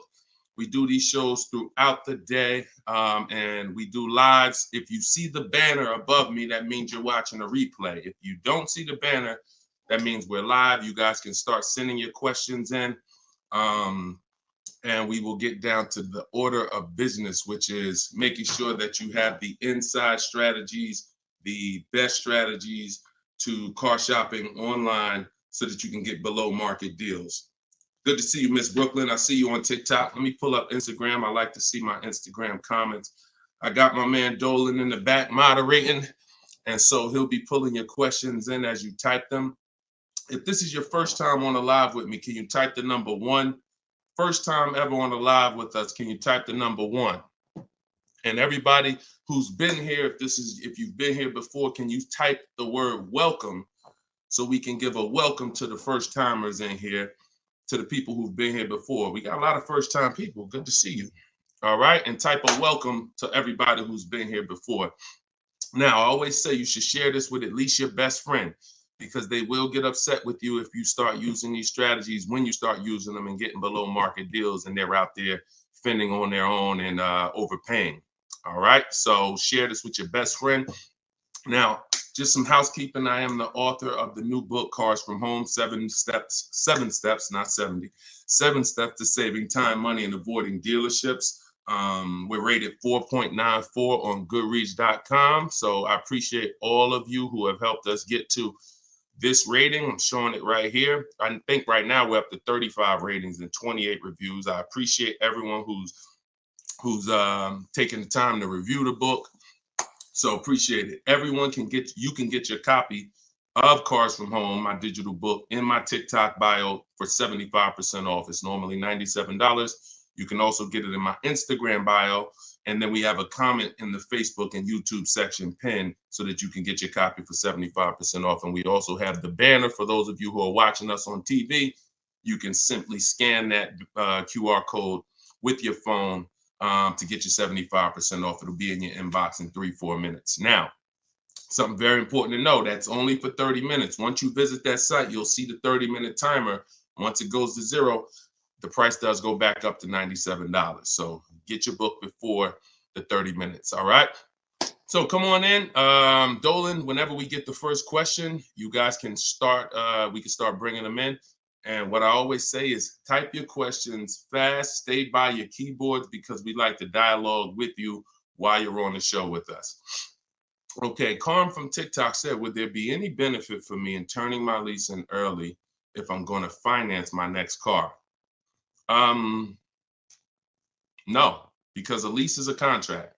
So if when you set out, like with a finance, you could switch it in any time. So finance, it's your prerogative whether you want to, sell that car. Some of you may have been taught you had to kind of have your car. Some of you may have been taught you had to wait and basically have your title before you could sell the car. That's not true. You can sell a car that you own anytime you want, whether there's a loan on it or not.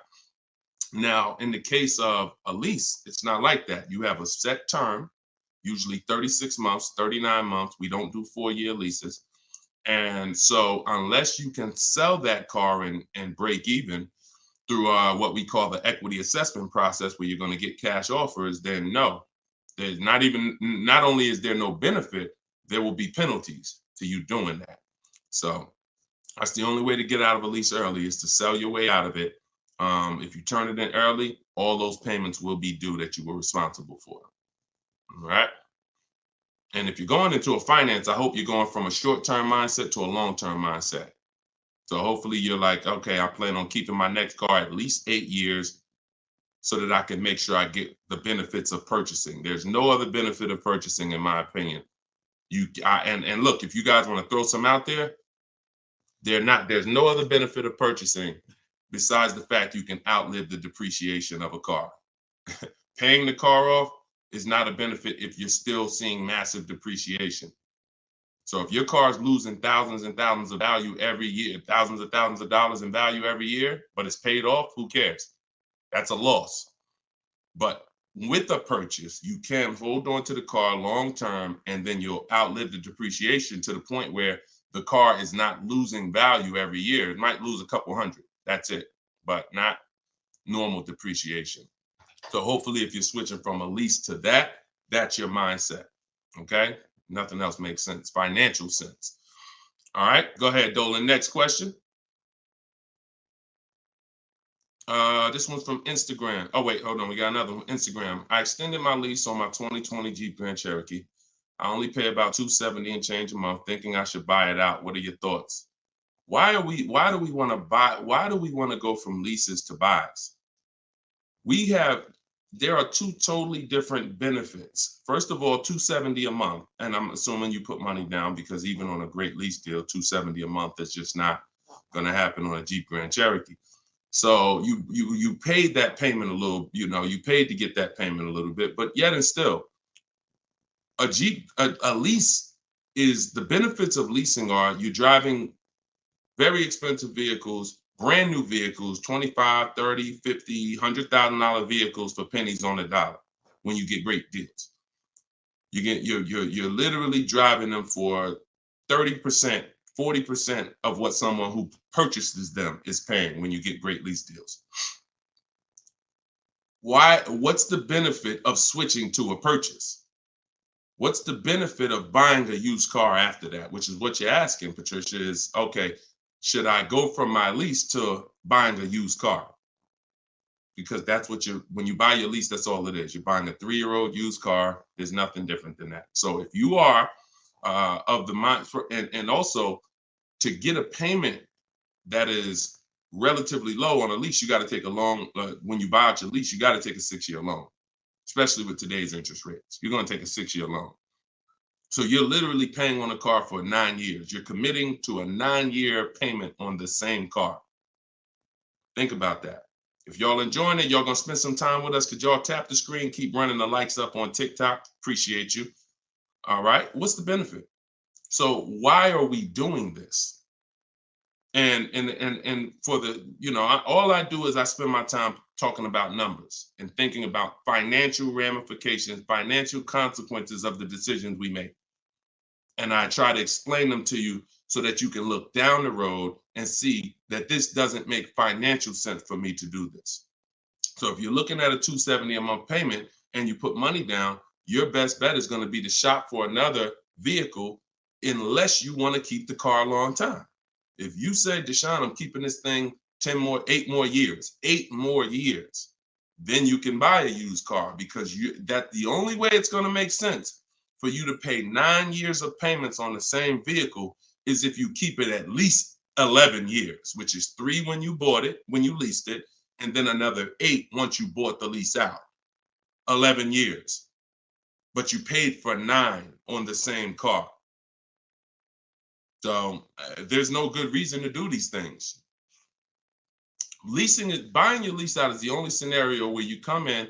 I used to have people come in the dealer. Some of you who are new to the show, I worked for Mercedes-Benz for 5 years. I worked for General Motors for 5 years. I had my own new car brokerage for 4 years. So I've been in and around cars for the last, since 2006.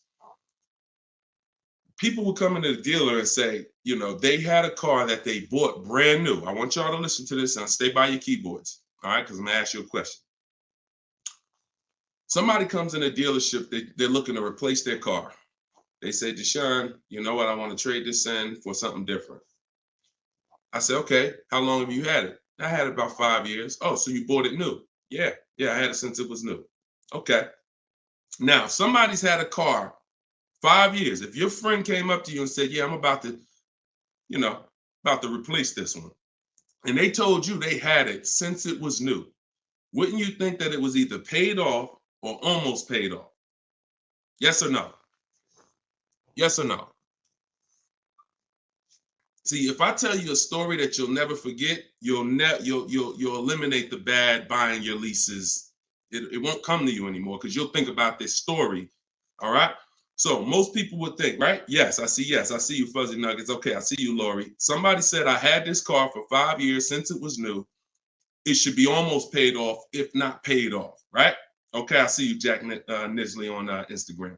So we go through the whole thing of calling the bank, because I asked him, he says, oh, no, it's not paid off yet. Okay, do you know how much you owe? No, not really. Okay, I'll call the bank, I'll get you pay off. We'll find out how much you owe. Now, when I see somebody who would come in the dealership and they were trading the car in 5 years or 4 years or 6 years, I already knew I was going to talk to them about leasing, because they were going to love leasing when I started showing them the numbers and saying, hey, you should stop swapping these cars out. So that's what I'm prepared to tell them about. You're going to lower your payment, and anything your car is worth. If your car is worth 15 grand, most of that is going in your bank account. So you're going to pull all that money out, put it in your bank account. You'll lease the new car with little money. So I'm getting ready to drop good news. And I've done this for so many people, right? So I'm preparing to do this for this person. Now I call the bank and I say, okay, I'm calling to get the payoff for Mr. Jonathan Williams, 2018 Audi. Oh, yes, he owes $18,400. That's a problem. So I look at him and I'm like, the bank is saying you still owe like $18,000 on the car. How's that? Didn't you say you had it for 5 years already? Oh, yeah, but you know what? I actually leased it, and then I bought the lease out. This is how I found out this was horrible. It's exactly how I found out. Wait, you bought the lease out? Yeah, I took a loan out, and See, this is the only scenario where you can have a car for 5 years, but because he took a 6-year loan or even a 5-year loan to buy the balance of the lease, he still has 3 to 4 years of payments remaining. I want to let that sink in. 3 to 4 years of payment. He comes in after 5 years. You know what? I've been driving this car 5 years. Let's go. You still have 3 to 4 years of payments remaining because you bought your lease out. It's a horrible idea. It's a horrible idea. If you want to ask a question about any exceptions to that rule, you feel free to ask. I've got a bunch of smart people on here. We got a couple hundred people on here. Would anybody commit to a 9-year loan? Anybody? Anybody willing to raise their hand and say, hey, yeah, I'll buy a car, 9-year loan? Anybody? No, right? So this is what we have to understand. The buying the leases out is a horrible, horrible, horrible idea unless you are keeping it for another 8 years, because all you're doing is buying a used car. Now, the bad thing about that is you don't even have any excitement about the purchase when you start a new purchase, when you bought your lease out.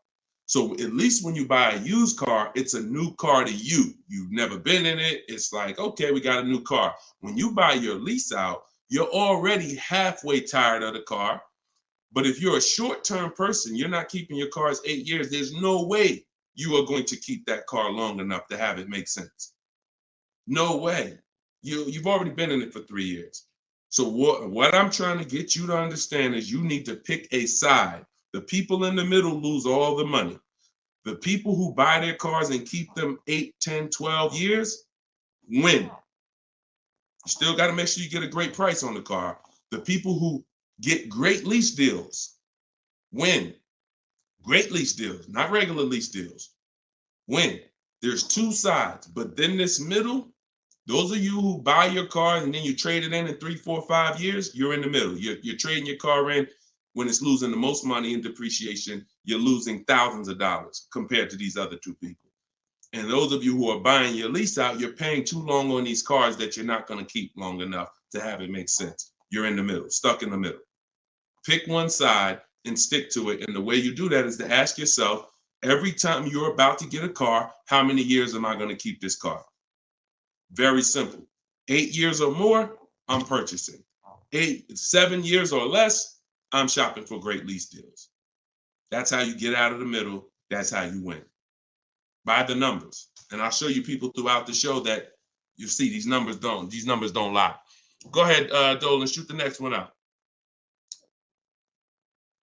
All right. Let's talk about the black book and how dealers use it as an advantage to ask higher prices. In what way? Okay. Black book, most consumers are not even aware of. So when it comes to black book is a tool that dealers would be using, if anything, and consumers are not going to be aware of it. Now, when I've never in my life buying a car needed to focus on what the black book says, because I don't focus on algorithms. I focus on offers and bids. Offers and bids. Even when you go on those websites where you're shopping for used cars, because this is a used car question, you'll see Car Gurus, Kelly, Auto Trader, Cars.com. They give you a algorithm-based opinion. Good deal, great deal, fair deal. That's an algorithm-based opinion because they're not actually doing it like real estate, which is based on comparable sales. So it's all it is an algorithm based on all the cars that are on this website. This is considered a good deal. Now, here's the problem. They don't know what the original price of the cars were. So they're going off of an artificial market system. So if I just take everything on my website and then say, based on everything on this website, this is a good deal, but I don't know the most important thing, which is what I teach. This is in my book. This is everything I talk about you need before you can buy a used car. I need to know the original price. So the car that I ended up getting, which was a 2021 Infiniti truck, they said that was a fair deal. I'm looking at it, and that's why I ignored it. So I don't even pay attention to it. But when I'm looking at these top 4 Infiniti trucks, they all look the same. They're all white. They're all the same year, 2020 at the time. It was 3 years old at the time. They're all within a couple miles, 26,000 miles to 36,000 miles, similar miles. So, and they're all asking between 30 and 32,000. So that's confusing for someone who's going to, now that's why they give you the algorithm, because what they're going to try to do is try to end the confusion so that you don't stay there and you buy something. But no, what you need to do is you need to get the original window sticker of the car. Now, Carfax has agreements with some dealers, some brands. But once I got the original window sticker, here's how the clarity comes in. What I just told you is the scenario that most of you who shop for used cars online, you've encountered that. I'm looking at 4 cars. They all look similar miles. They're all asking within, $1,800 of each other. How do I pick the right one? Right? Normal question. Once I got the original window stickers, what do I see? Well, one of them is $46,000 brand new. One of them is $48,000 brand new. One of them is $52,000 brand new. One of them is $54,000 brand new. And that's the one I got. Type clear if that just clicked for you. See, when I'm looking at the algorithm-based price, now you're telling me, oh, well, these cars are within $2,000 of each other. So really, no matter which one you pick, you really did okay. That's what you're telling me based on the algorithm. But based on the facts, if I accept the one for the lower price, because I think, oh, well, they're all the same.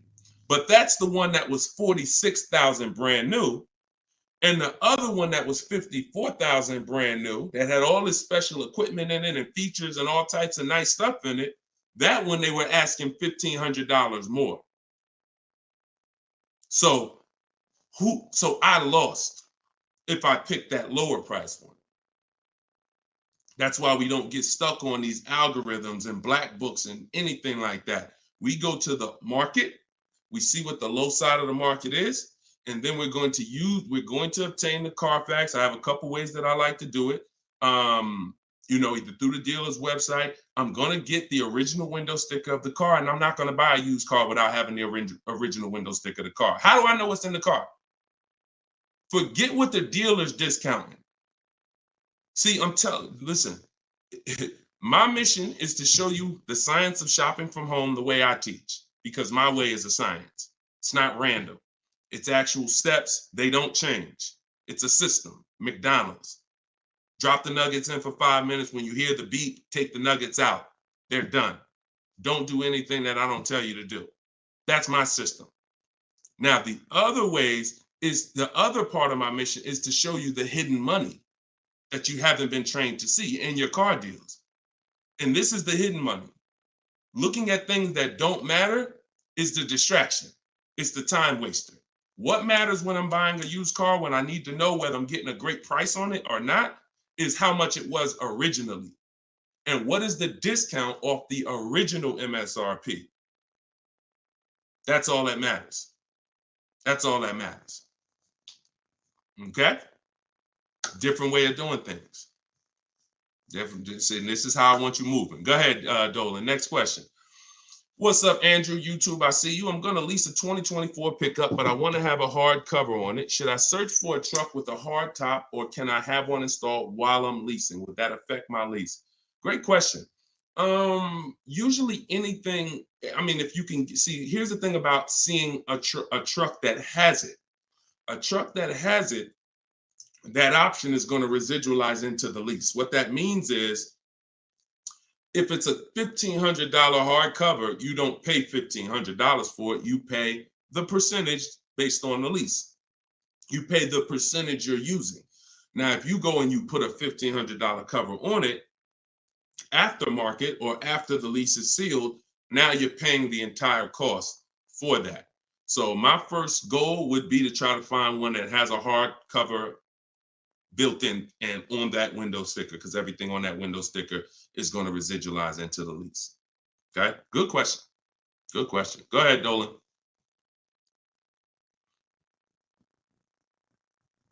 Okay, and we're live, y'all. Just so you know, I know some of you may have seen our broadcast because we rebroadcast these shows all day, but we are live. Today is our Wednesday 12 p.m. show and Eastern time, so you can ask your questions. We'll get through as many of them as we can. All right, Instagram, what's going on? When you negotiate a lease, are you negotiating the price of the car or the lease payment? Okay, so here's the format you're going to use when you are getting your lease offers. Before you start negotiating, you must have the format you're going to use. Oh, I see y'all running the likes up on TikTok.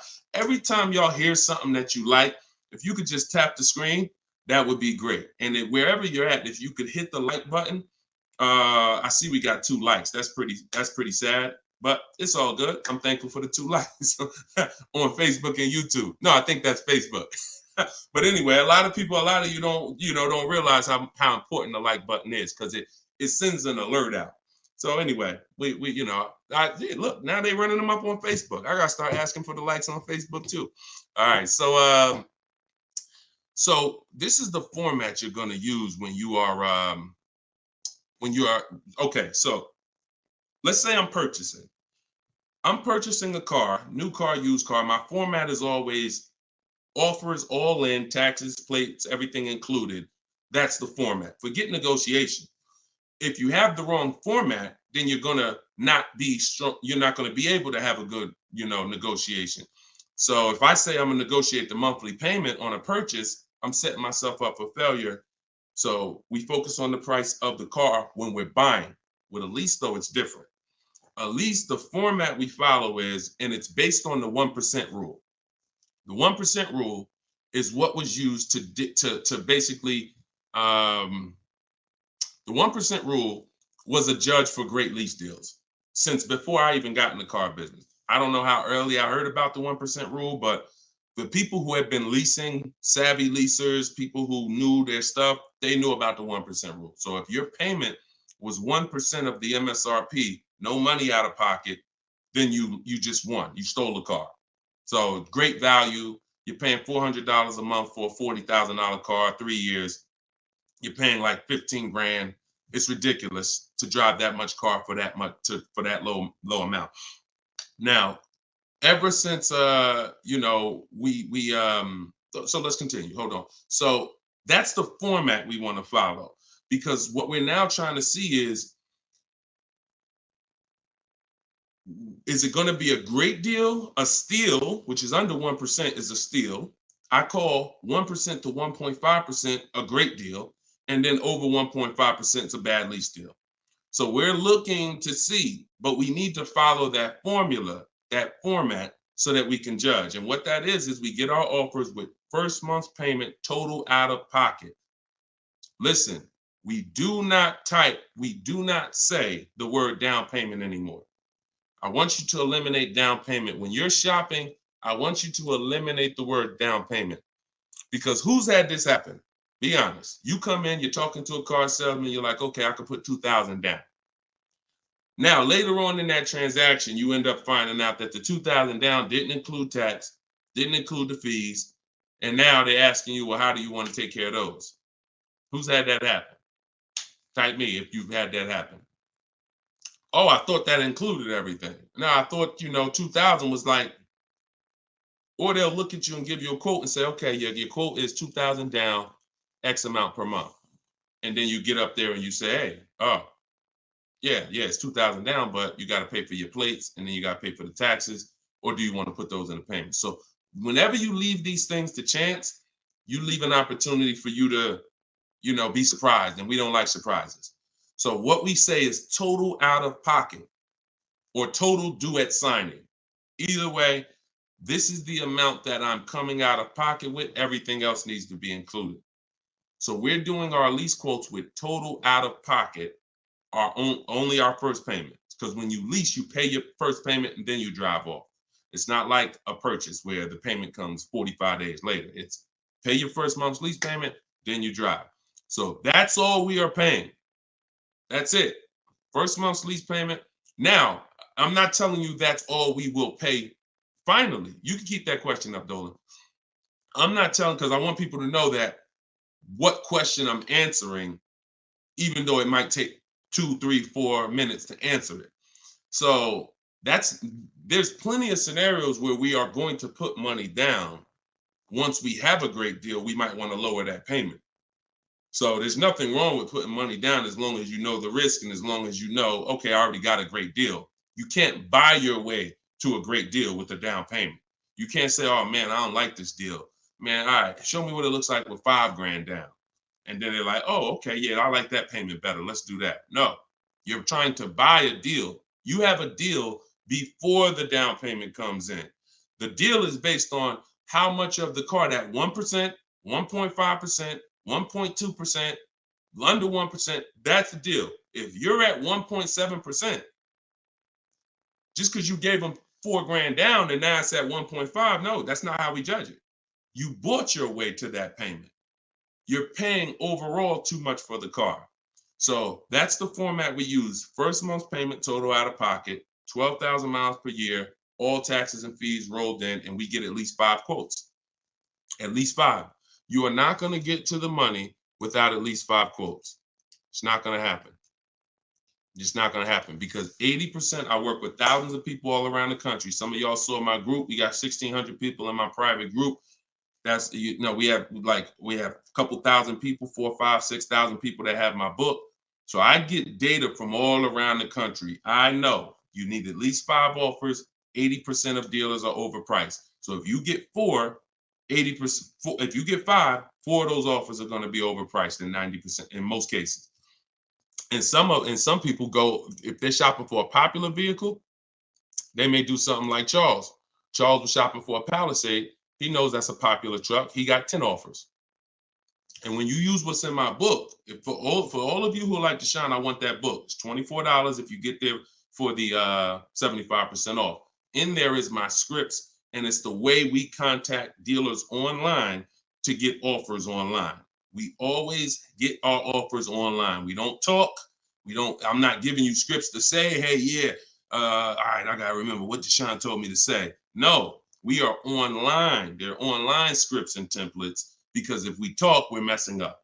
Whenever we're talking to a salesman about numbers, you're not following what I teach, because I'm never gonna be in that position. I'm never gonna tell somebody to be in that position. Everything we do is online, but you must get 5 offers at least. And you see, Charles got the Palisade, $48,000 truck, $597 a month. It's people on here. It's probably people watching this broadcast that's like, I got that same truck, Deshone, and I'm paying like 7, 8, 9. It is what it is. You need new strategy. So go ahead. That's how we format leases. And once you get your offers in that format, Nicole, now you can start to compare the offers, and now you can start to negotiate if you want to make, because we always make counter offers. Whenever someone sends us a quote, we always make counter offers. In fact, I have a calculator that you put the offers in and it tells you what you should counter. But if you're going to do it your way or my way, it doesn't matter. We always make counters and then we settle from there. That's how we negotiate. Right format, then we do our counter offers. That's how we negotiate and get these deals. All right. All of this is in my book. For those of you who haven't gotten there yet, or those of you who just jumped on, it's in my TikTok bio. It's in my Instagram bio. There's a website there. You just click that picture of me. You won't leave the broadcast. Click the link in my bio and click the button that says 75% off the new book, and you'll have your copy in your inbox. You can use all of this stuff forever.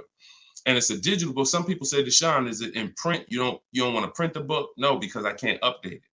If I print the book, every single new thing that happens, I gotta remake the book. And now you got Cars from Home Volume 1, Cars from Home Volume 2. Every year I'm putting out a new volume to update it. No, with the digital book, we can update it all day long. So it's really a one-time purchase. So in the Facebook and YouTube comments, you guys can get yours, and you can win. Go ahead, shoot the next one up, Dolan. Okay, Sierra on Facebook. Even if you're getting another lease, will you still owe the remaining payments? Yes. Yes. Look, it's a bunch of lies. I know people have told you that if you now let me preface this, because what she's asking is, see, a dealer that you did business with may make it look like if you come here, we'll get you out. Who has dealers calling them right now telling them, hey, come on in, we'll get you out. We'll take care of the old payments. We'll get you out of your lease early. We'll buy you out of your lease.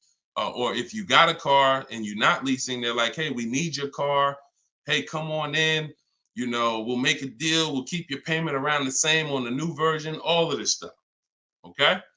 So I want to talk specifically about what happens. First of all, that's a computer generated letter. So when you see, hey, Rico, my manager just saw your 2014 Saturn Ion. Man, I have a customer looking for that exact car. That's all a computer rated. That same email, that same letter goes out to 10,000 people at once. Okay, so don't. So understand that. Now let's hone in on the people who they hit you with I'll get you out of your lease early. There's only one way where payments are going to be waived, because the dealer can't waive payments. Only a bank can.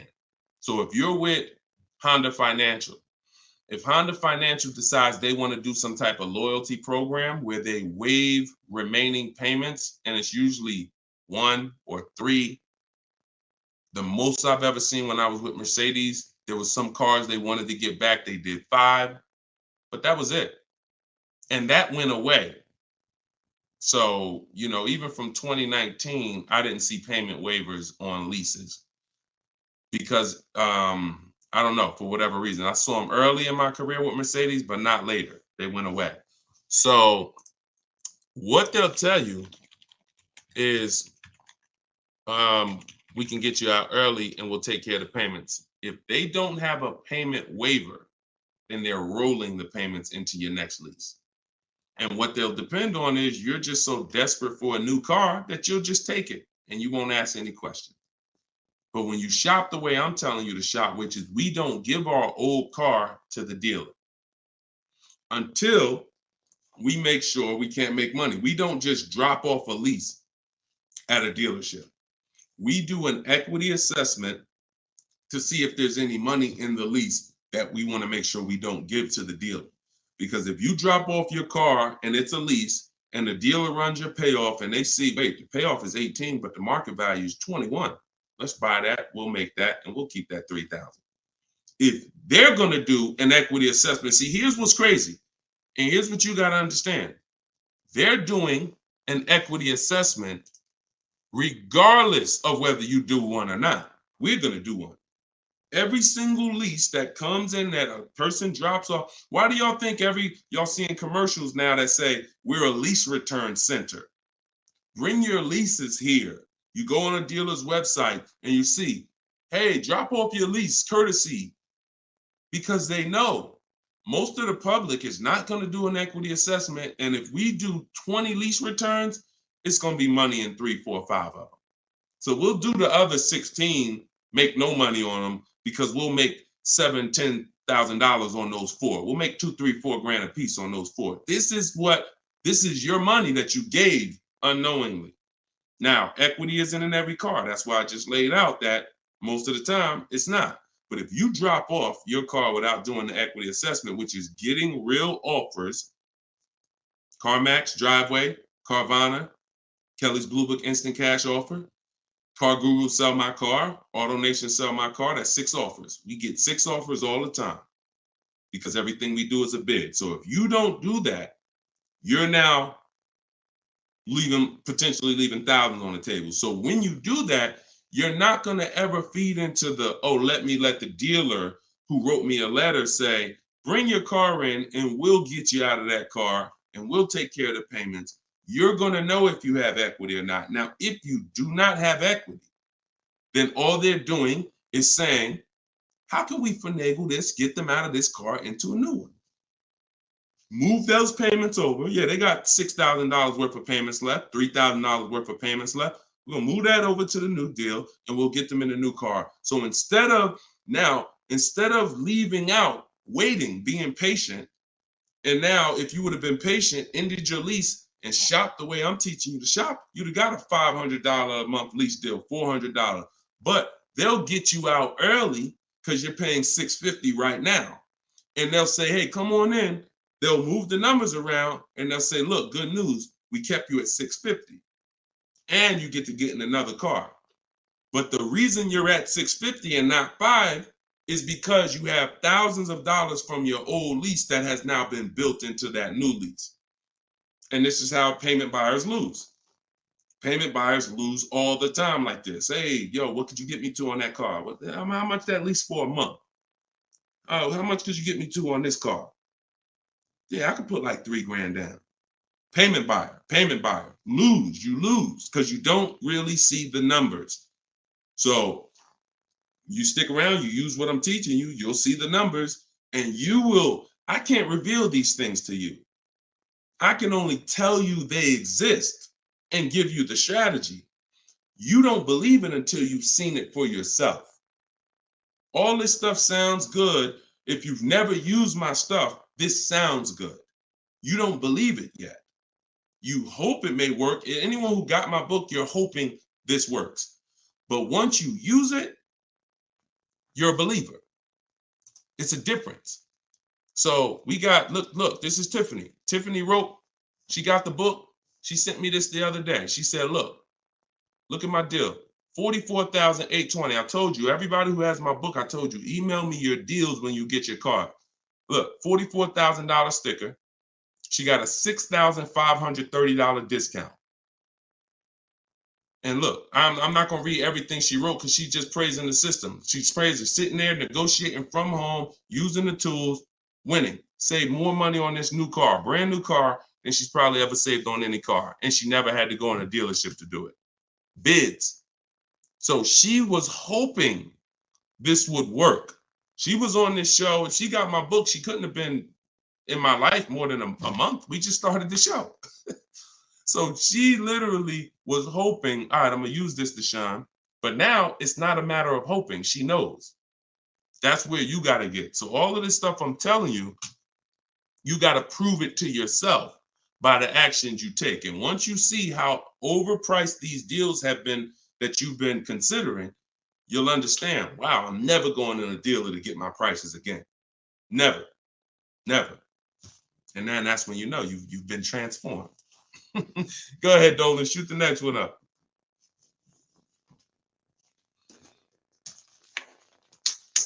All right, Instagram.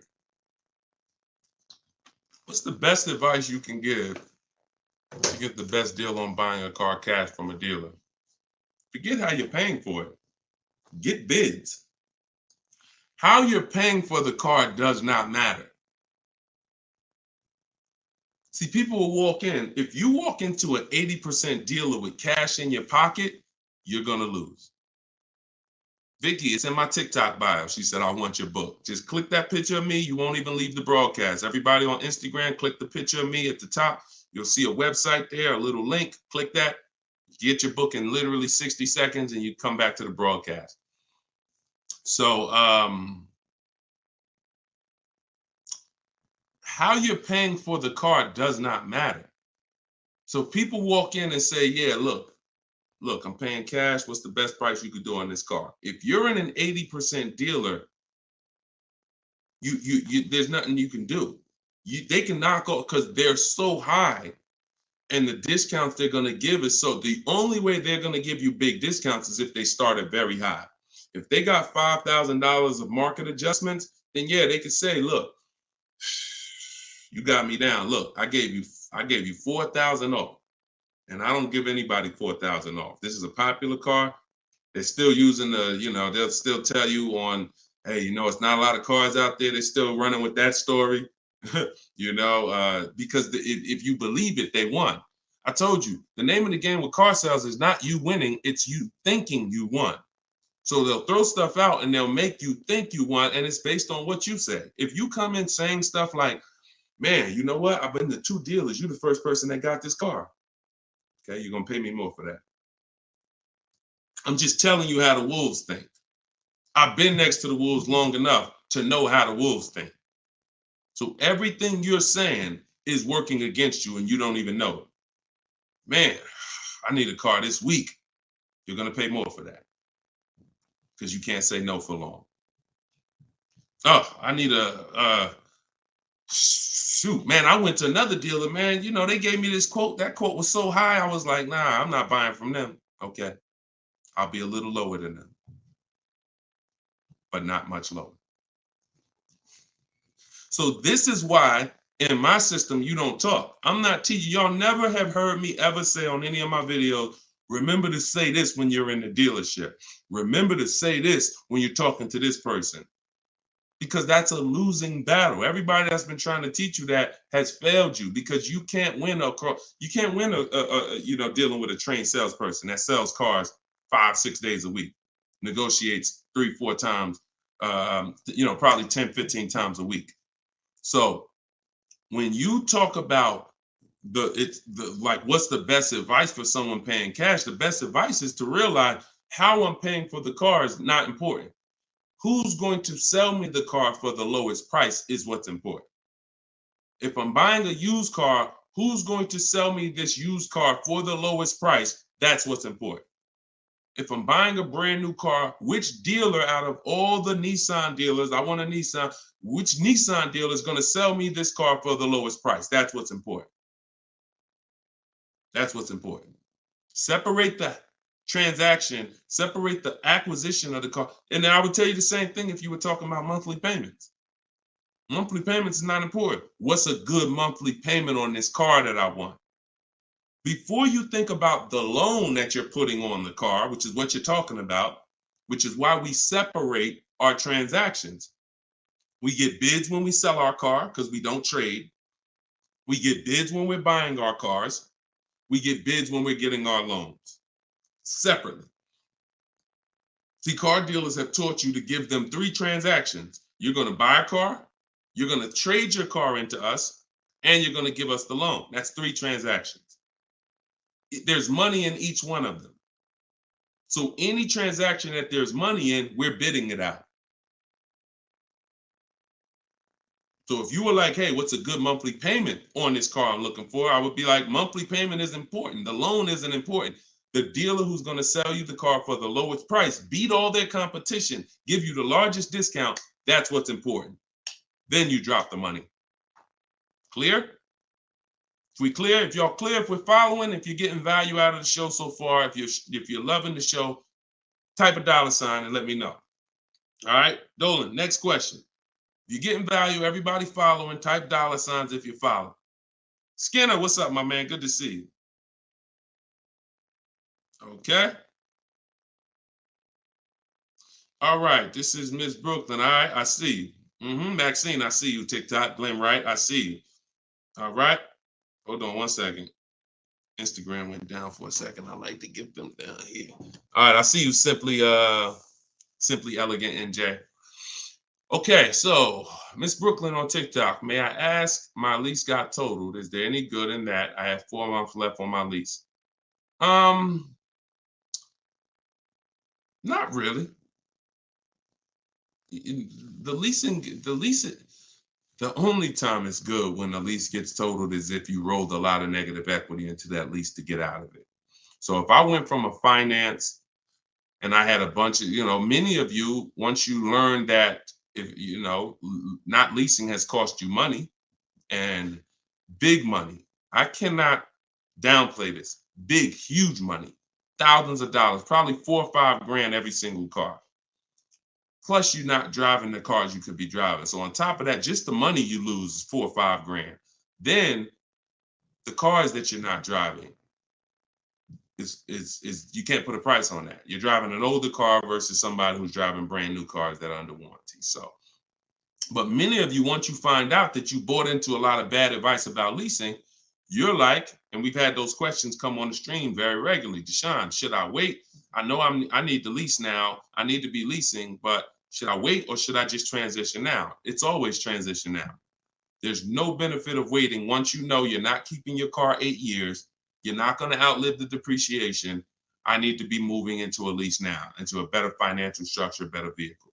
So if you move, some of you, when that happens, you're going to have 3, 4, 7 grand of negative equity that you're moving over because you're a short-term person. That's the only benefit if the lease is total, because all that negative equity gets wiped out and you get to start fresh. Now, if you put money down on a lease, these are the risks of putting money down on leases, and you need to know them.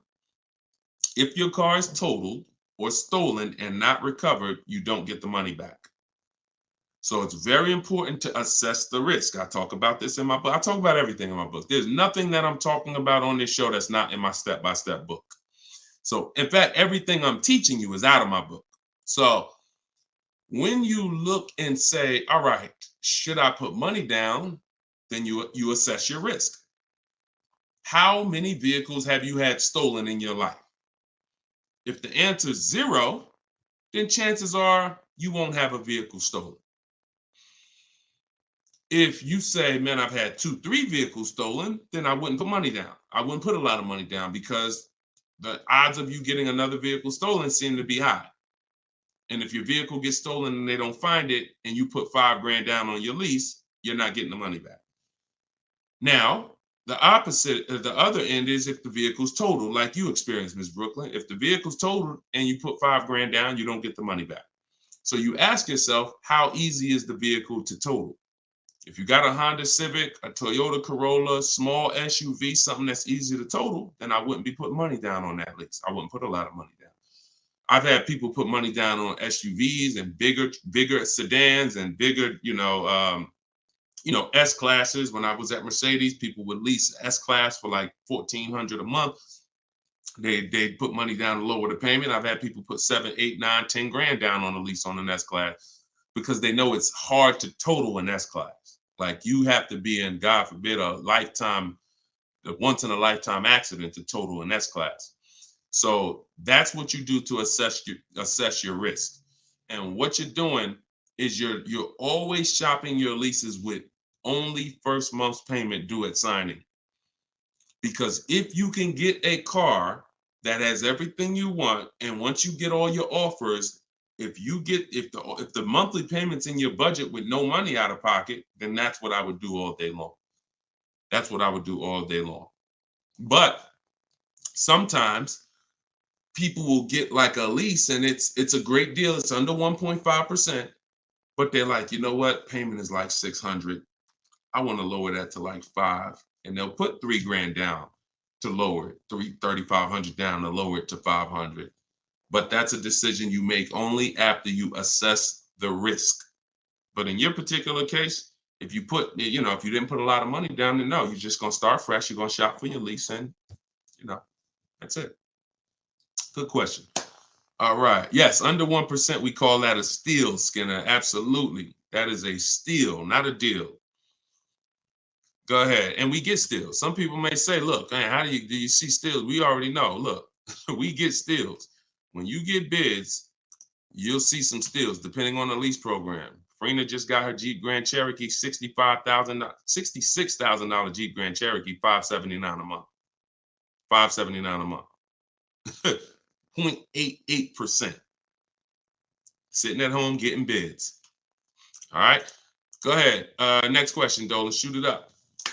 This is Byron on TikTok. How long should you wait to refinance after the purchase date? As soon as it makes sense. I don't know what your interest rate is, and I don't know how thoroughly you shop for your loan. If you use the bank bidding war, we're letting 15, 20 people run our credit within a 48-hour period. So it only is going to weigh on our score like as one hard inquiry. So if one hard inquiry would have lowered our score 10 points, those 15, 20 inquiries will lower our score the same 10 points when the window closes. So if you shop like that, then no, you're not going to refinance in a month because you shop the market so thoroughly, the potential for you saving in the short term is not going to be there. But if you didn't, then yeah, you might be looking now and see that there's people who can refinance you for a lower rate. But again, the reason I don't like doing that, if you just got the car, because now you're talking about, potential more hard inquiries. But what are you going to do? If you think you could get a lower interest rate refinancing, I go online, type in refinance car loan online and see, I think Lending Tree, Nerd Wallet, they have a couple resources that they recommend, and see if you can save money. I'm refinancing if I could save money, if I could drop, because look, on a $30,000 loan, if you got $30,000 that you owe, if you could drop your interest rate by 1 point, that's probably $1,000. So, I mean, if you're not taking the shopping of your interest and your loans, that's why we bid this out. In my book, not only, and I have a section when I send it, it's called the Bank Bidding War. So I haven't combined it into my book yet. But for those who are financing, I'm going to restructure the book. Again, another update coming of the book, because that's what we do. And I'm going to add the Bank Bidding War to the book. But I don't want you, if you go online and you see that you can refinance and you can drop your interest rate, then do it. But I always tell people, don't just take a long loan, because what they'll try to do is tell you and what you can fall for. Because if you just get hung up on the monthly payment, they'll tell you, well, if you take a 5-year or 6-year loan, refinance it to 6 years, your payment goes from $490 a month to $350, and you're like, okay, give me that. But if you've already been paying for a long, for a year, now you refinance for 6 years, now you got 7 years. So you want to look at the total amount. So here's the rule of thumb that I like to follow. You can use it if you want. You're free to do what you want, but I think it's a good rule. You refinance and you take the highest payment you could afford at the new low interest rate. So if you could afford the 500, no problem, then take the 500. That might be 4 years. If you could afford, don't go to the lowest payment. Go to the highest payment you could comfortably afford, because that's going to give you the shortest loan. And then, other than that, that's it. That's it. Go ahead, Dolan. Kevin from Instagram, what's going on? Does your credit score guarantee you a great deal? No, absolutely not. There's tons of people for the last 3 years. Strategy guarantees you a great deal. Strategy. We get below market deals. There's no one using what I'm teaching. There's no one using what's in my book that's following my strategies and that's not getting below market deals, because we see the market. You can't get below market deals if you don't even see the market. How you going to get below market deals? You got one offer. You got 2 offers. You get what I'm saying? How do you know what the market is?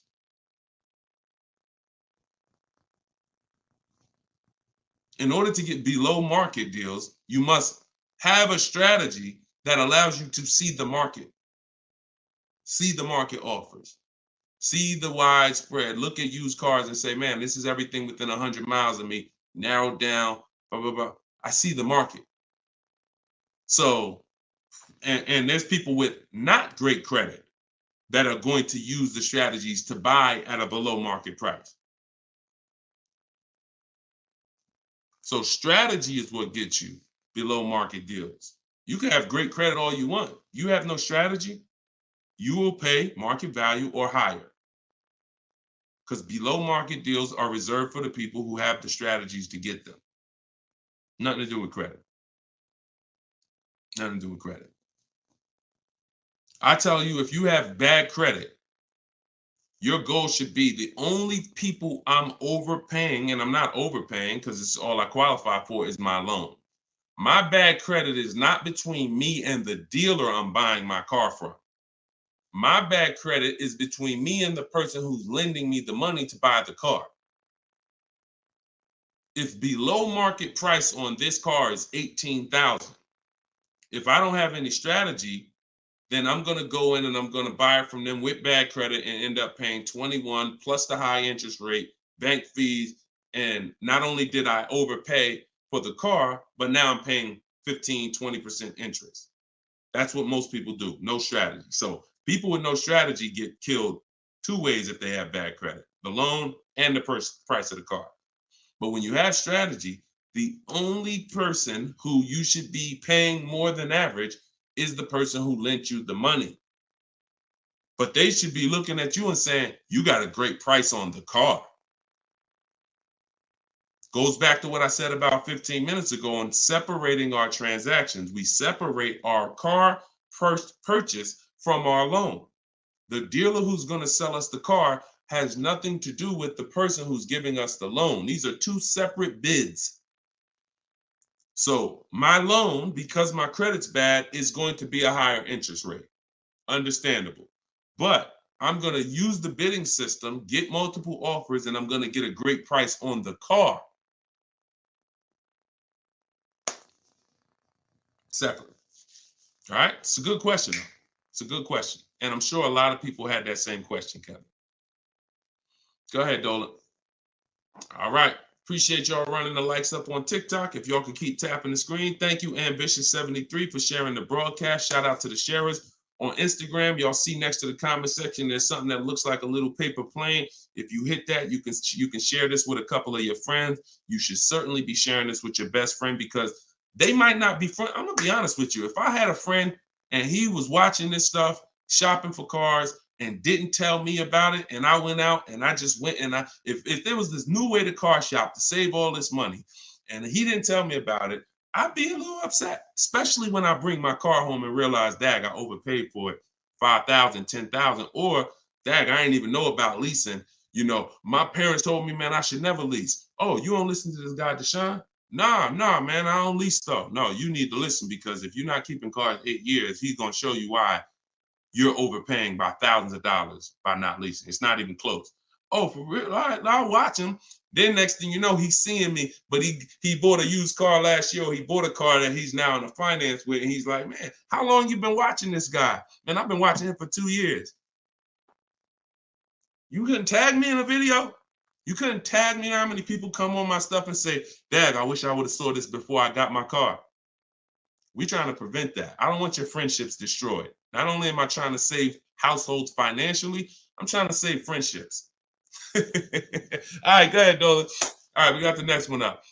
Jason, should you use MSRP minus dealer incentives to calculate the 1% rule or the MSRP without the incentive? Nope. MSRP. I showed y'all this the other day. I'm going to show y'all this again. Well, I showed people on the broadcast the other day, right here. Just let me remove that question so everybody can see it. Just take that question down real quick, Dolan, so everybody can see this window sticker for me.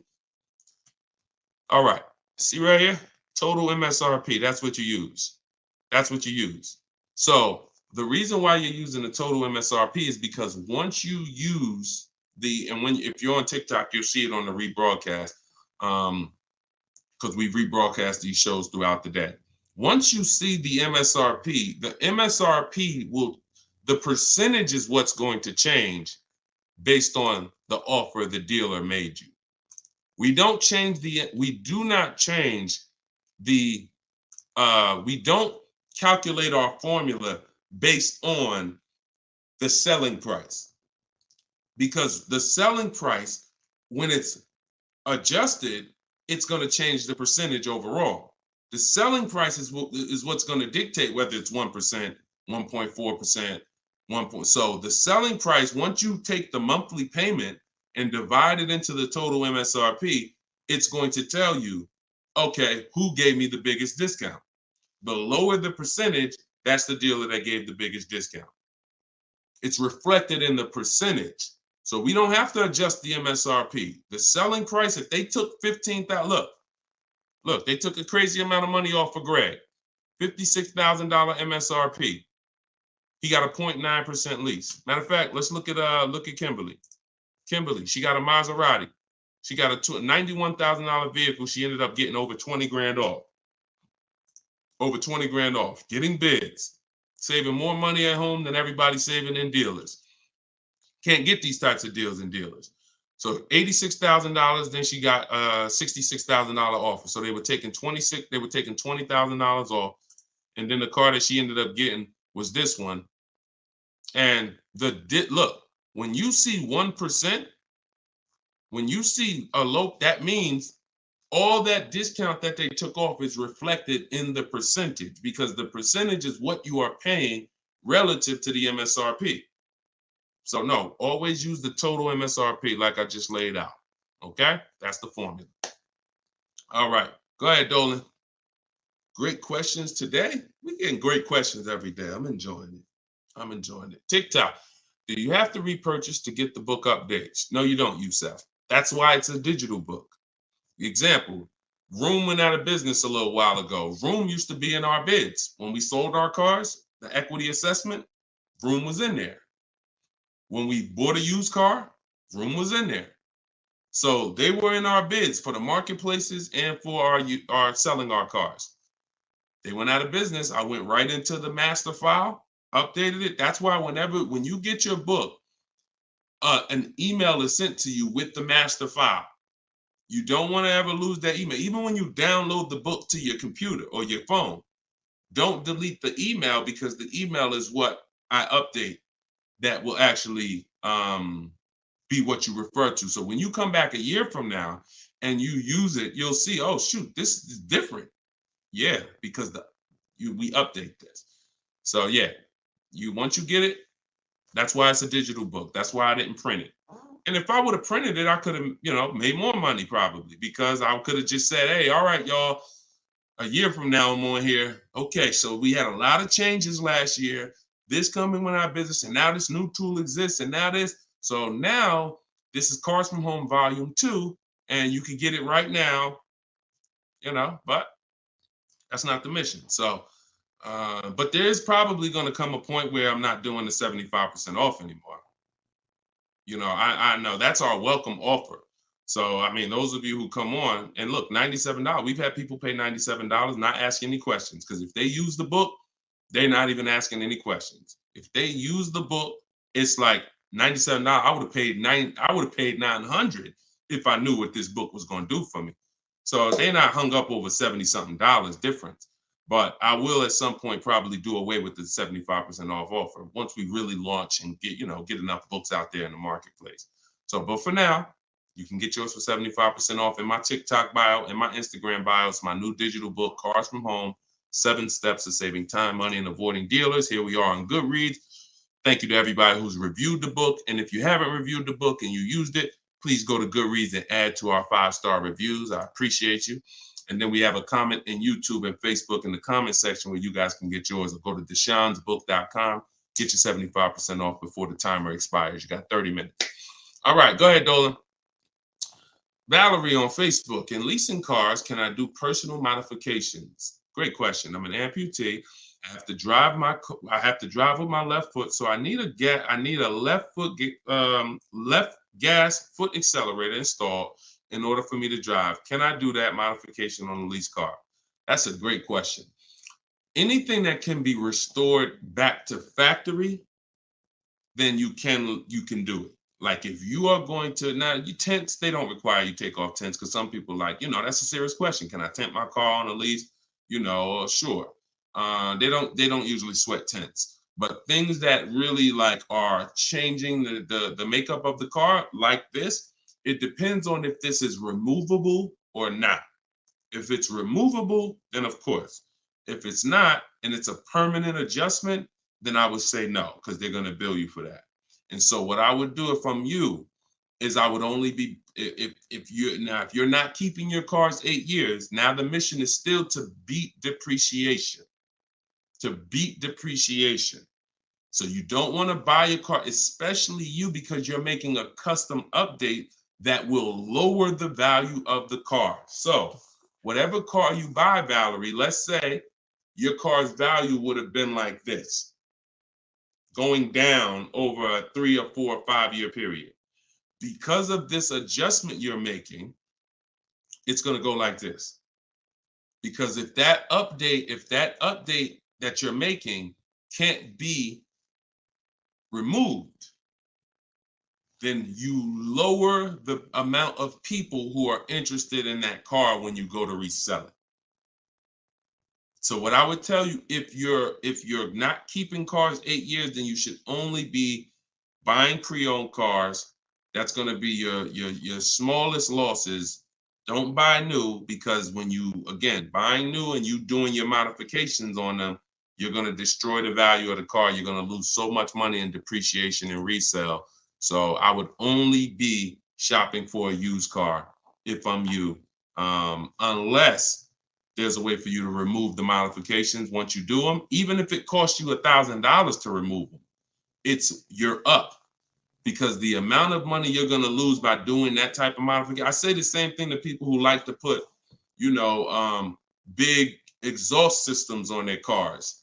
That's valuable to you, but you're lowering the value of the car because that's not valuable to most buyers. So if you spend $3 grand, $4 grand on a fancy exhaust system and all of that, not only are you not getting that money back, you're lowering the car's value overall. So in your particular case, that's what you do. See if you can pay to get that car restored back. I do that all day long. And then I would lease. And before I turn the lease in, I would pay the money to restore it back to stock. Okay, that's a couple options, and you choose what works for you. Okay, all right, good question. All right, trying to buy the book. Link to the site is not loading. Just go to deshonsbook.com. Deshonsbook.com. And you can spell my name out. You can open it in the browser. I'm not sure why we got a lot of people that go to TikTok and get their book.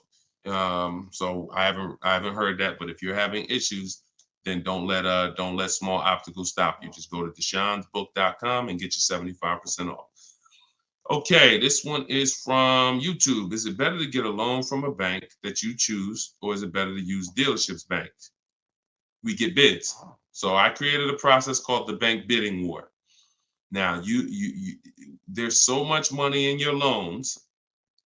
There's companies that want to give loans. They don't sell cars. So that should tell you something. If there's plenty of companies in this world that want to loan money, they don't sell cars, then that should tell you there's a lot of money in the loans. So what we're doing is we're doing a bidding war, because everything we do not shake hands with anybody without a bid on anything. I'm not giving my old car to you without a bid. I'm not getting a loan from you without you winning a bid. I'm not buying a new or used car from you without you winning a bid. So we're not doing the bidding process until after we find the dealer who's going to sell us the car. Once we find the dealer who's going to sell us the car, won the bid, one dealer who says, okay, I beat all my competition, now we're buying from them. We are going to lock up that car with a deposit, and we're going to go home and we're going to start the bidding war. So the bidding war is 3 rounds. It starts before we look for the car, because we want to see if there's any special interest rates. So if I'm shopping for a car, round 1 of the bank bidding war, this is also in my book. And as I said, when you get your book, you'll actually see I'm sending you 2 files. I'm sending you the book. I'm sending you the bank bidding war blueprint separately, because I haven't added it to my book yet. But Round one is to see if there's any special interest rates, because if the car I'm looking at has a 0% interest rate from the manufacturer, or 0.99% or 1.99%, everything else is eliminated.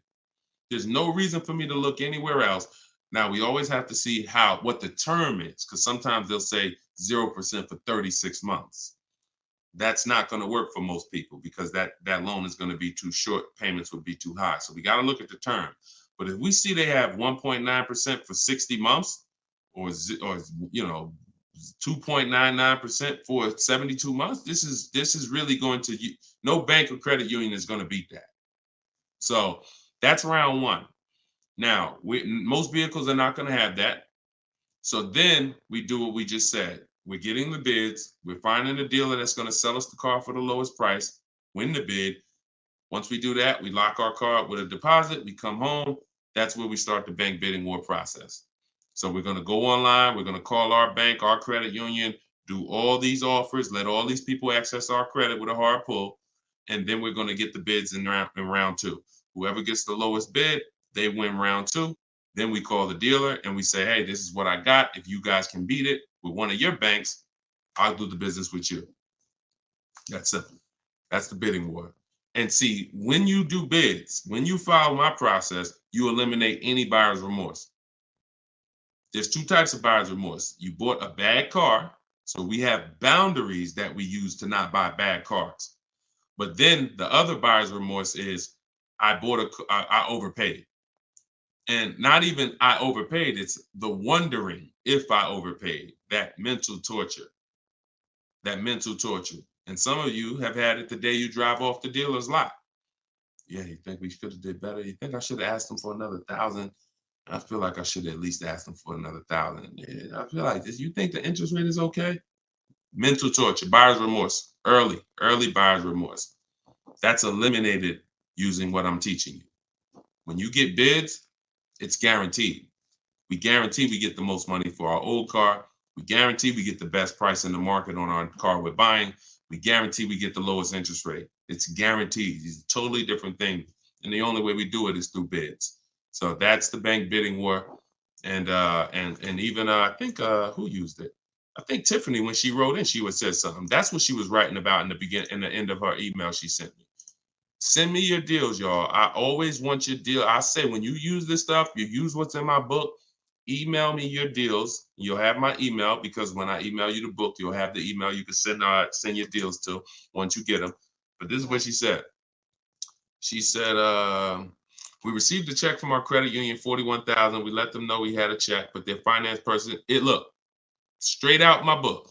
But if their finance person could get us a better rate, we would go with them. The dealer bought us a better rate, half our interest rate. But the bank they chose wanted $1,500 down, so we said no. So that's it. So she took round two of the bidding war, came in and said, look, if you could beat it, you got it. They said, okay, we could do half the interest rate, but you need money down. Okay, no problem. That doesn't work for me. So that's in control. That's like, okay. And there's going to be some scenarios where the dealer says, look, I can't beat it, but I can match it. And in which case you save all the paperwork. You don't have to go through that with the bank. So, and it's the guaranteeing of knowing I got the lowest rate in the market, because I had 15 banks competing, not one dealer who was shopping it. So total different thing. All right, y'all. I see we got a lot more questions. Shout out to the sharers. I see some new followers. If you haven't already, subscribe on YouTube. We got some new things coming for YouTube very soon. Some things that's going to help organize the show and help you reference things and see questions and break them down so you can actually reference your question. So YouTube is what allows us to do that. But we're live on all 4 platforms when we do the show. So whenever you see the banner above me, you know we are, we're replaying it. You can tell your friends about it, because some of you can't make the whole show. You got to go to work, or your friend, you can tell them any time of the day. We're usually rebroadcasting these shows, but the banner also will show when we're going to be live. So the good thing about it is, you see in the banner, we'll have the live shows so you can actually see when we're live and you can join us. So this has been our 12 p.m. show. Everything we taught today is out of my new digital book, Cars from Home, 7 Steps to Saving Time, Money, and Avoiding Dealers. You can get your copy for 75% off for 30 minutes. If you visited the website, the timer started. So once you visit, that timer started. Once it goes to 0, the price is $97, which is still a great price. But if you haven't been there yet, you can get your copy for $24 at 75% off in my TikTok bio, in my Instagram bio, or pinned in the YouTube and Facebook comments. And we'll put the banner back on here for those of you who are watching us on TV. You can just scan this with your mobile camera and you can get your 75% off. But great job. Listen, great questions today. Make sure you are sending me your success stories so I can bring them onto the show, just like Tiffany. If you haven't already, go to goodreads.com and you can post. We just got another review on goodreads.com. So add to our 5-star reviews. Tell us your story so that we can keep getting this message out and the people who want to learn strategy can keep getting it. All right. Always a pleasure. God bless y'all. I'll see y'all on the next stream.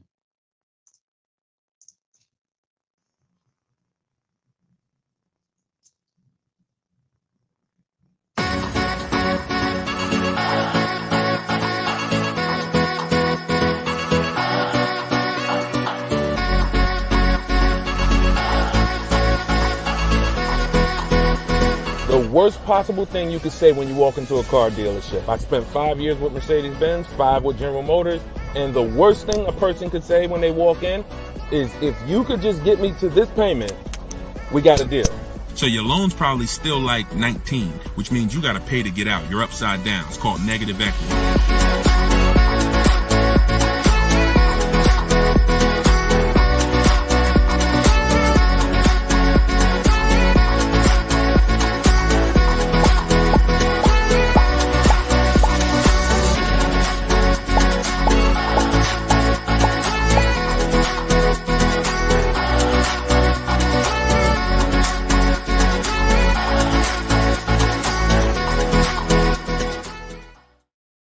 What's up, everybody? Welcome back to Car Shopping Questions and Answers. I'm your host, Deshone the Auto Advisor. This is episode 12, and we do these live shows to make sure that those who are committed to financial literacy get the insider strategies they need to get below market car deals.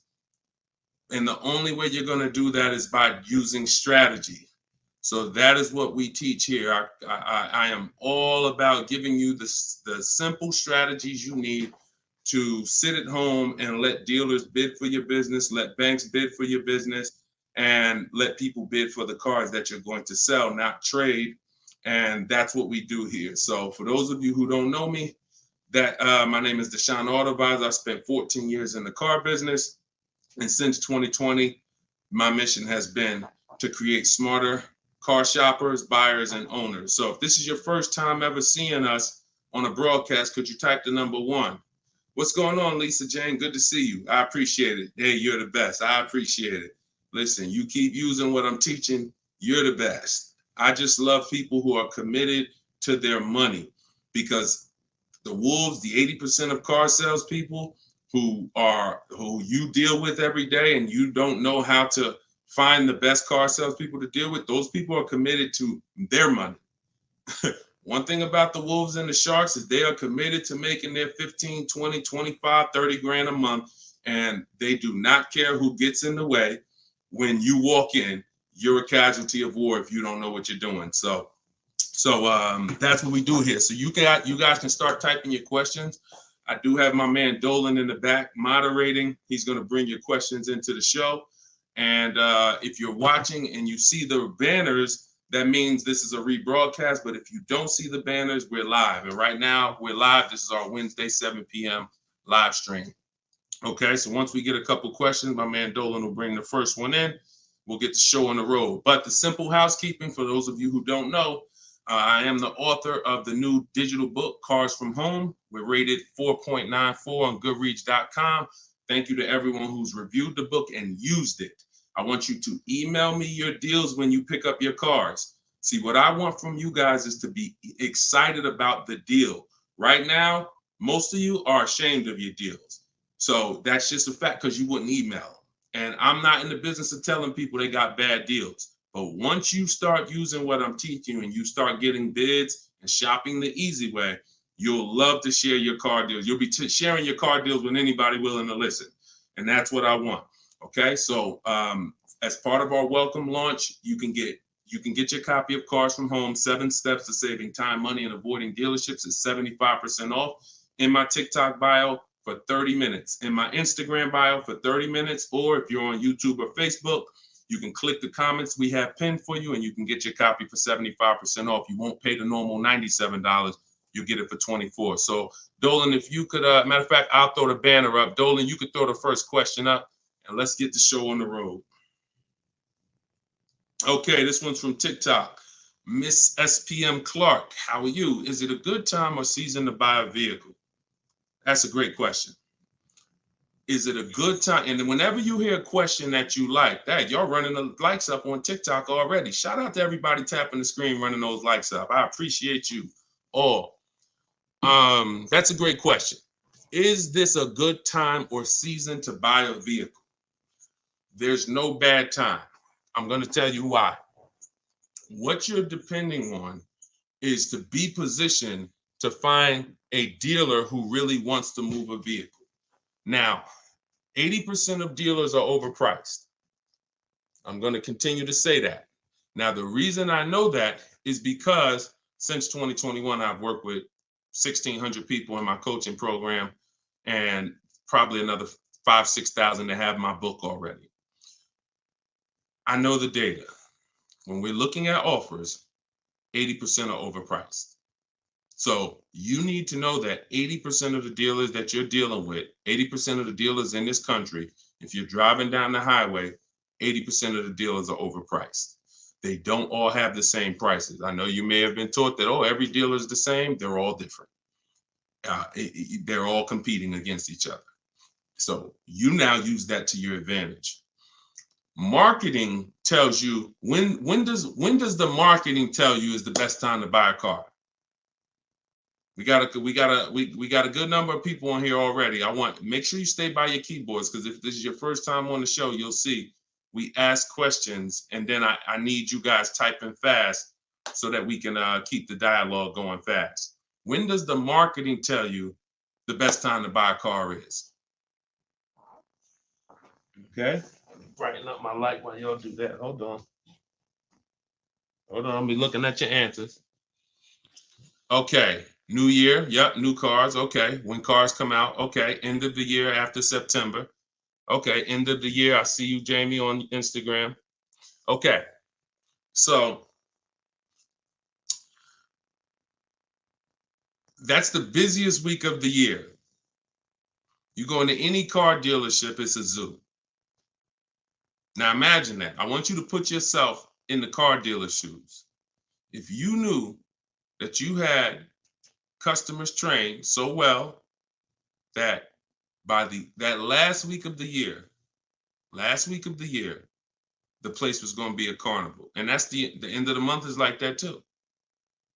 Holiday, President's Day is like that too. But here's what I want you to think about, because that's just a myth. There's no better deals. So there's some people that are buying cars during the holidays overpaying for them. Because here's the thing, you got a line of people behind you. If you're at home shopping, that's different. But if you're in the dealership, think about it. You got a line of people behind you, 10 people. So when the salesman's talking to you, it's like, I don't even have a lot of time, right? Salesman doesn't have a lot of time to talk to you. Listen, Bernard, listen, man, I'm making you a good offer. You see the place is packed, man. You know, I would take it if I was you, but you know, we really don't have the time. You know, if you wanna think about it, you're more than welcome. There's no guarantee the car is gonna be here when you come back. Psychology working all against you.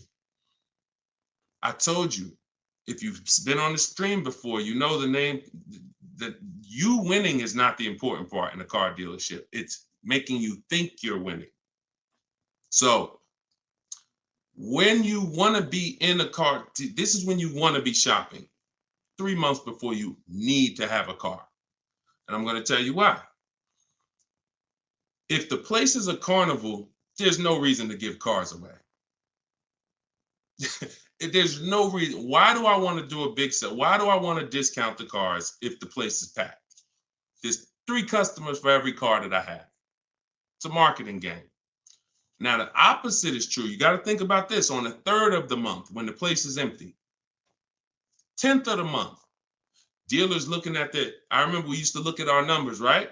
Because everyone makes you think dealers only think about their numbers at the end of the month.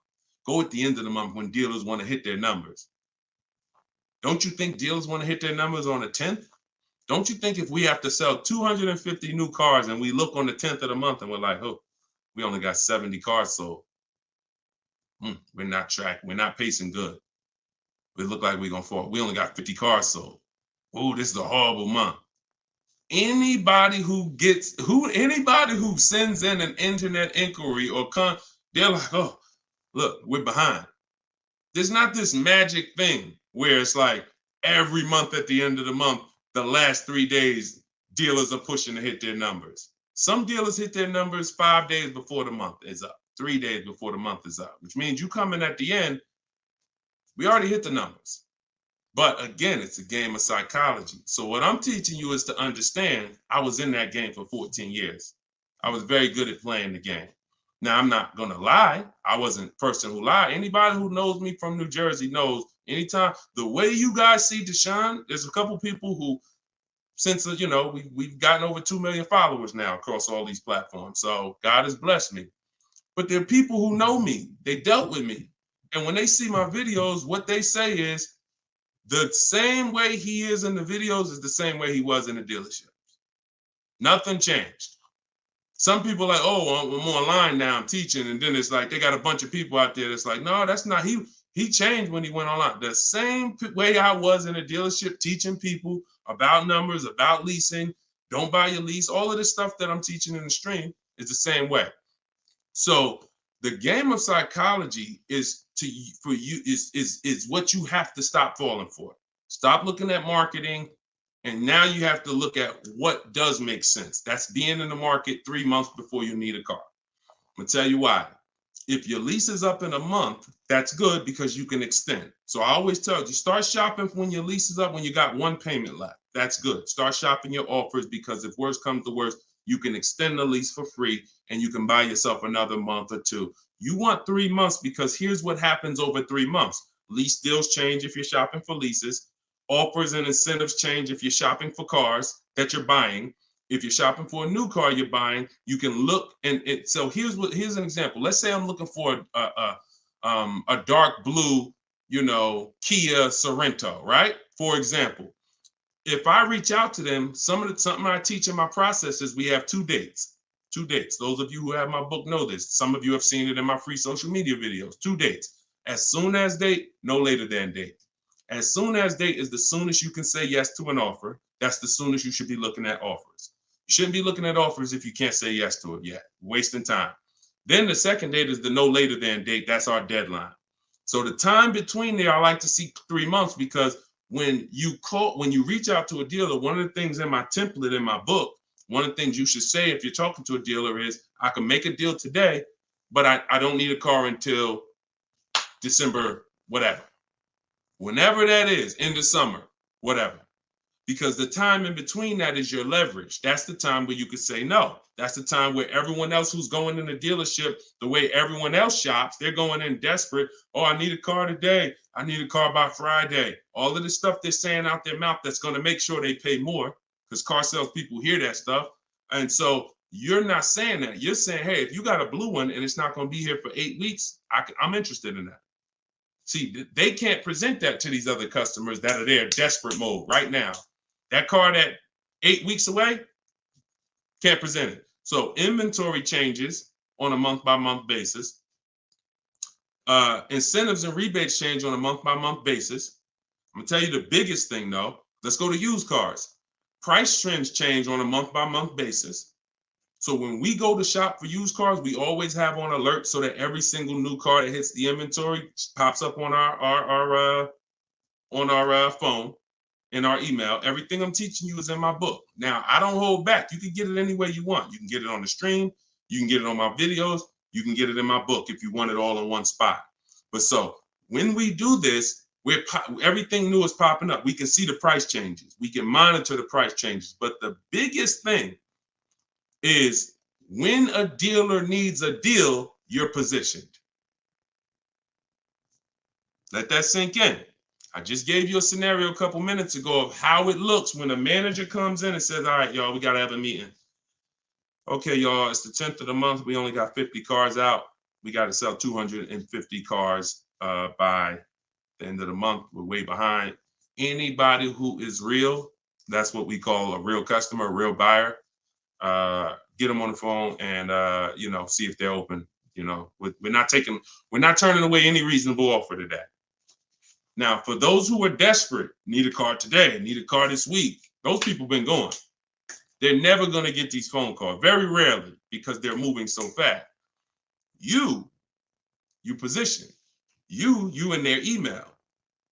Tom knows Sparta is been emailing me. He told me he doesn't, or she, I can't tell if it's, I can't tell by your name, whether you're a man or woman, but let me see. Sparta, hey, I know I couldn't get to your offer before. You still open? Yeah, thank you. What you got? Positioned. So you can't do that when you're desperate and when you're shopping. Now, if you're in an emergency, understood. You totaled your car, you need a car in 2 weeks, understood. We got plenty of people who get in, use my stuff, they get their car in 2 days, they get their car in. That's why my biggest thing is teaching you the strategies you need to get below market deals in 48 hours. But the benefits of having time can't be measured. The benefit of being able to look at deals, have dealers call you. I had one of my people who listened to me. He had a Kia Telluride. The general manager called him the last day of the month and said, look, if you could get this done today, I'll take $5,000 off the price. That's the one he ended up going with. His name is Wendell. So I don't say there's a best time to buy a car because I've seen deals at the beginning of the month. I've seen below market deals at the end of the month, non-holidays, holidays. I've also seen people overpay with no strategy at the beginning of the month, the end of the month, the holidays. So you get what I'm saying? Y'all understand that? It's all about being positioned. And if you can be positioned, you'll find that you'll love getting those calls and those emails. Like, man, all of those people, when I reached out to them, they act like they didn't want to do a deal or they couldn't get to my number. Don't worry. 2 years ago, I was shopping for my mother's Mazda CX-5. I reached out in October for the offers. I looked at the offers, didn't like them. Then I reached out in November. Same salespeople. They knew me. They know I'm serious. But hey, I didn't like the offers last month. Didn't like the offers in November. December, guy calls me or emails me, Deshone, I got this car. Let me know if it'll work for your mother. I think I can get to your number on this. Saw the car? Yep, car works. That's the one we ended up getting. Strategy. All right, that's how I want y'all moving. Go ahead, Dolan. Next question. This one's Lisa Jane from TikTok. How are you? And we are live, y'all. This is our Wednesday, 7 p.m. live stream. So if you don't see the banner, that means we're live. If you see the banner, that means you're watching the replay. People watch the replays all throughout the week, so people get value out of replays. But if you are not seeing the banner, that means we're live. So ask your questions. Time to turn in my lease. I'm already over the sales guys, not sure how to start. First thing you're going to do, sounds like you've decided you're going to lease again. So that would be the most important question. That's always the first question because that's the foundation of your deal. Leasing versus purchasing. I always say, if you've been on a show before, you can't get a great deal if you purchase, but you should have leased. Impossible. So once you decide that, now we're going to do an equity assessment. So we are no longer, Lisa, going to turn in who's dropped off a lease to a dealer at any time in their life. Type 1. You had a lease, you've just dropped it off or returned it to the dealer. And what you're going to see now is you're getting a lot of dealers that say, we're a lease return center. Bring your lease in. We'll ground your lease for you. Even sometimes it's not even their brand. They sell Hondas and they'll say, hey, bring any lease and we'll return it. The reason they're doing that is because they're going to do an equity assessment. So the reason why right after you decide whether you're leasing or buying, that's my process is 7 steps. That's why my book is called Cars from Home, 7 Steps to Saving Time, Money, and Avoiding Dealerships. Step 7 is delivery. That's the end. But the first step is lease versus buy, 8-year rule. Second step is equity assessment because you need to understand that every time you give your car to a dealership, either dropping it off on lease or you trade, they're assessing your equity. They're assessing the position of what the vehicle is worth on the market. We do that. We never let the dealer do that before we do that. And the only way we do that, we don't use Blue Book, we don't use Black Book, we don't use any algorithm sites. We have a huge advantage with cars we don't have with houses. That's we could get offers. We can get real offers. Imagine being able to, at any time, if you're a homeowner, literally get no obligation offers on your home. You could just put your home, you could just go to buyers and say, here, this is the kind of house I got, and you could get multiple offers. Hey, I'll pay this for it, I'll pay this for it, I'll pay this for it. That'd be amazing, but you can't. So all they have with homes is algorithms, Zillow, Zestimates, and all of that. With cars, we can get real offers from the people who compete to buy cars. And this is our first step before we budget, before we think about what car we want, before shopping, we are doing an equity assessment. So what that looks like, Jane, is Lisa, is you're going to call your leasing company and you're going to get the payoff. There's two types of payoffs, a customer payoff, a dealer payoff. Depending on the brand, sometimes they're the same, sometimes they're different. Sometimes the dealers don't have to pay taxes. And so it depends. There's no hard rule, but you're going to get the customer payoff. Customer payoff, then you're going to ask them if you, that step is the same for everyone, whether you own a car, you lease a car, doesn't matter. Only people who don't have to do that is if you have a paid off car. You skip that step and you go right to the next step. But if you have a lease, you're going to ask an additional question. Do I have a third party restriction? If you don't have a third party restriction, you can sell to the highest online bidder. The bidders that we're going to get, if you own your car outright, you can sell to the highest online bidder. You have a lease with no third party restriction, you can sell to the highest online bidder. If you have a finance car with a bank loan on it, you can sell to the highest online bidder. The only people who can't sell to the highest online bidder are leases with third-party restrictions. So you're still going to go and get the offers from the online bidders because you want to know a roundabout of what the car is worth. So we're going to go to CarMax. We're going to go to Drive. We get 6 offers. This is the equity assessment laid out in my book, step 2. When you do this, you're getting CarMax offers, Driveway offers, Carvana offer, Kelly's Blue Book Instant Cash offer, AutoNation Sell My Car, and Car Guru Sell My Car. When you get to the point where if you lease, pay attention. See, there's a lot of details. This is why I say when y'all are trying to look through all my social media videos, you don't realize what things are applicable to you and which are not. So I'm talking to 4 different types of people right now. People who, all of you should be doing an equity assessment. People who have a car that's owned outright. People that has a car with a loan on it. People that has a lease, no third-party restriction. People who have a lease with a third-party restriction. So you have to take the nuances and say, all right, that part was for people with third-party restriction. This part is not. I don't have a third-party. So when you call and you get a third-party restriction, you need to take a different route to sell. But everyone's going to get those 6 offers. Everyone. Shout out to y'all tapping the screen, running the likes up. And shout out to the sharers. Thank you to everybody that shares the broadcast. It means a lot.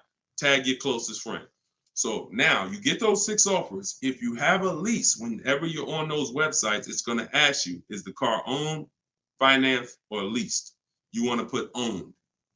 Do not put lease because it triggers something in their website where it thinks every lease has a third-party restriction and they may not give you an offer. So don't do that. Now, once you get those offers, you can sell to the highest bidder. Now, if you have a third-party restriction, we're going to take those offers. We're going to kind of see where those offers are, kind of get an estimate, and now we're going to go and sell that car to a used car, to a brand. Let me explain it like this. If you have a BMW, you can only sell to a BMW dealer. When you have a third-party restriction, you can only sell to a BMW dealer. Now, hundreds of thousands of people around the country, they found out they had a third-party restriction. They bought their cars and resold them. The reason I don't like doing that is because you pay taxes, you pay fees, and that comes out of your profit. So if you were going to make $5,000, you buy your car. By the time you pay the taxes and fees, you wait for the title, you probably won't make anything. But when we sell direct to a dealer by getting bids from multiple BMW dealers, If I have a third-party restriction of Nissan, I'm getting multiple bids from Nissan dealers. And once I get my offers from those dealers, now I'm going to sell to the highest one because dealers don't pay those same fees. Dealers will I don't have to pay the taxes and fees. That doesn't come out of my profit. So we've had people who sell direct to the highest bidder online, depending on their situation. And we have people who, with third-party restrictions, sell to the highest bidder among a local dealership. But we must get bids. Doesn't change. We get bids no matter what. So some people say, Deshone, I use what you teach.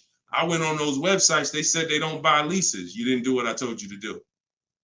You put that it was a lease in there, and then no, you don't. No, you have a third-party restriction. We sell to a dealer of the same brand. We get bids from multiple dealers. That's what I'm saying. So it's laid out in my book. If you want the roadmap, if you don't want to try to remember this, TikTok bio, Instagram bio, comment section on YouTube or Facebook, or you can scan the QR code, get your book for 75% off. You won't pay the normal. Hold on one second. Let me turn this off. You won't pay the normal $97. Okay, so that's the equity assessment. When you said, Lisa Jane, I'm not sure how to start, that's the process. Because we never return a lease that has equity. We don't return a lease until we find out that there's no equity. If there's no equity, then we'll drop off the lease and we'll shop for our replacement vehicle. All right, good question. Go ahead, Dolan. Good evening. How do I narrow down the luxury brand of car desired after filling out the shopping sheet? I'm looking at cars. Once you fill out the sheet and you're looking at, you're talking about you're in the step 4 shopping. Val, you're trying to decide what you want. Hold on, let me be clear. If you're in the phase where you're trying to decide what we want, we see in step 4 we have a whole process, a whole step that's called shopping, not buying. See, you need to clearly separate those two things. See, what happens when you mix shopping and buying, you go in to look at cars. If you're looking for a new car or a lease, you go in, you're test driving cars, and then you sit down, you start talking numbers. You mix the two. Shopping is deciding what you want. That's going in test driving. That's taking the kids, making sure they have enough leg room. That's doing everything to make sure. Test driving, 15, 20-minute nice test drive. All right, comparing the features, going to drive the Honda. Then I'm gonna drive the Kia. Then I'm gonna go drive everything I'm interested in. I'm not talking numbers with anybody. That is shopping. Once you have decided what you want, now we're coming home and all the purchasing is done from here. All the bidding is done right from where you're right. Like, this is where I get my cars at, right here. I sit right in front of my computer, and in 60 minutes of work, I'm gonna have bids coming in 48 hours. I'll know what the below market values are. So if you're just talking about the shopping phase, I'm on YouTube. If I'm looking for like a 3-row SUV, I'm typing in 3-row SUV. And then I'm looking at the competitors, because we're not giving enough. Look, car manufacturers do a horrible job of marketing. Horrible. There's 40-something companies that make cars that spend millions of dollars to try to get you to come see them at least. And so that's the reason why you notice when you have a car, they're reaching out to you before the car's paid off, before the lease is up, because they know once you get to the end, you're more likely to shop. That's why they try to keep you, we were reaching out to people with Mercedes 6 months before their lease was up. 9 months. Hey, Mr. Jones, if I could get you out early, would you consider it now? Hey, good news, Mr. Jones. Hey, I might be able to get you into a new Mercedes and keep your payment right around where you are, right around where you're at now. Is that something that sounds good? Okay, when can you come in? All right, not till this weekend, but you're going to have to lower the payment. This payment kind of high. Listen, Mr. Jones, look, we have several options. You're a loyal customer. You've been with Mercedes for a long time. Anytime you listen, I promise you, me and my manager will work hard to make sure you get a number that works for you. But the first thing we want to do is pick a car. We got a lot of nice new models. Want you to see them. Blah, blah, blah. You got to understand, if we're pulling you out of the car early, we're trying to prevent you from shopping the market, because every couple of years, there's new product, new technology, new features. You want to see this stuff. You want to see these cars. And so that's when I'm telling you is you're about to spend 50 grand, 30 grand, 70 grand. Take the time and treat it like if you were going into the mall to spend that kind of money. If you were walking into the mall to spend that kind of money, how would you want to be treated? Would you ever rush yourself? Would you want anyone rushing you to make a decision when you're about to make a $70,000 decision?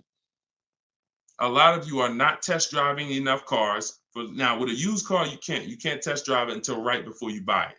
So because every used car drives different. But for those of you leasing and getting new cars, purchasing them, you should be test driving everything that's in the category of a car you want. Everything.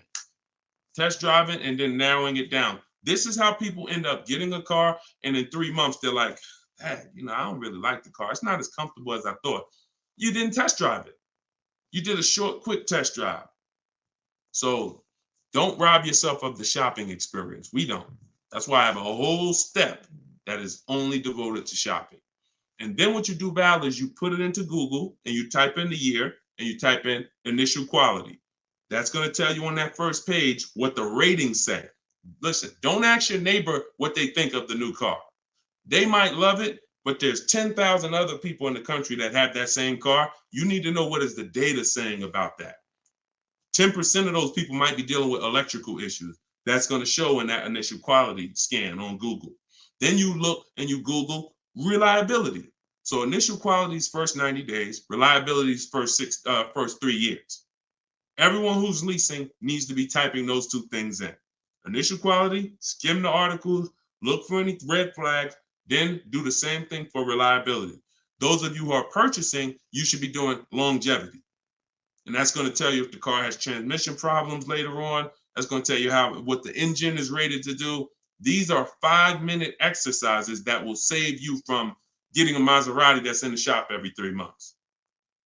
So that's the shopping process, Val. And don't cheat yourself of it. Don't shortcut it. Take as much time as you need in that part of the process. Because once you decide what you want, getting offers is quick. If you're doing it my way, getting offers is literally 60 minutes. So don't rob yourself of shopping. All right, good question. Go ahead, Dolan. One thing I will not do is sign anything to test drive. If anybody ever, keep that question up. If anybody ever makes you sign something to test drive, first of all, and I have a particular way I set up a test drive.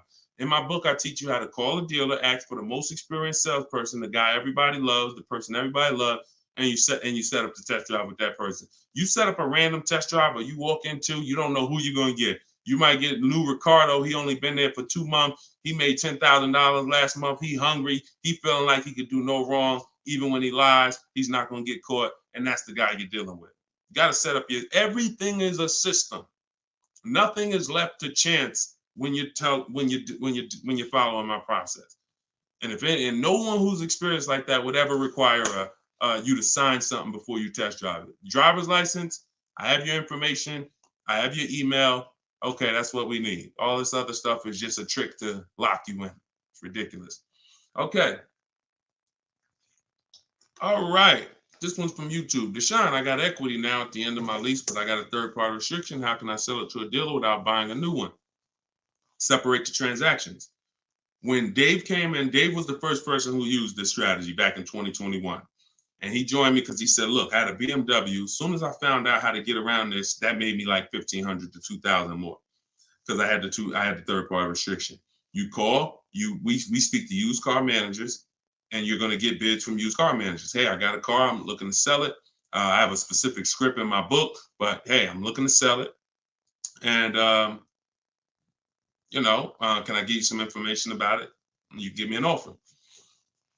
And we want to get at least 3 offers. It's a relatively new car, 2-3 years old, and that's it. You're having conversations and you're getting offers. These guys, their job is to buy cars.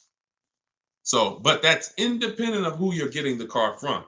So if I talk to a guy and he was like, look, I like the car, I can pay you this for it, I'm going to tell him, look, okay, I'm about to shop for my new car. I'm looking to have that deal done in a couple weeks. And as soon as I make that deal and schedule the delivery, I'll call you and I'll drop off this car to you. Now he's going to say, well, if too much time passes, I might have to look at it again. No problem. Understand. If 2 months pass, then yeah, I would keep in touch with him and be like, hey, I'm still shopping. Do you need to take a look at it again? Just so the person, I'm always, anyone who's listening to me who uses my stuff, they're always locking up equity in who they're going to sell the car to before they focus on the new car shopping. Before. Equity needs to be, because that's a bidding process. I've already gone through the bidding process. I know who I'm giving my old car to.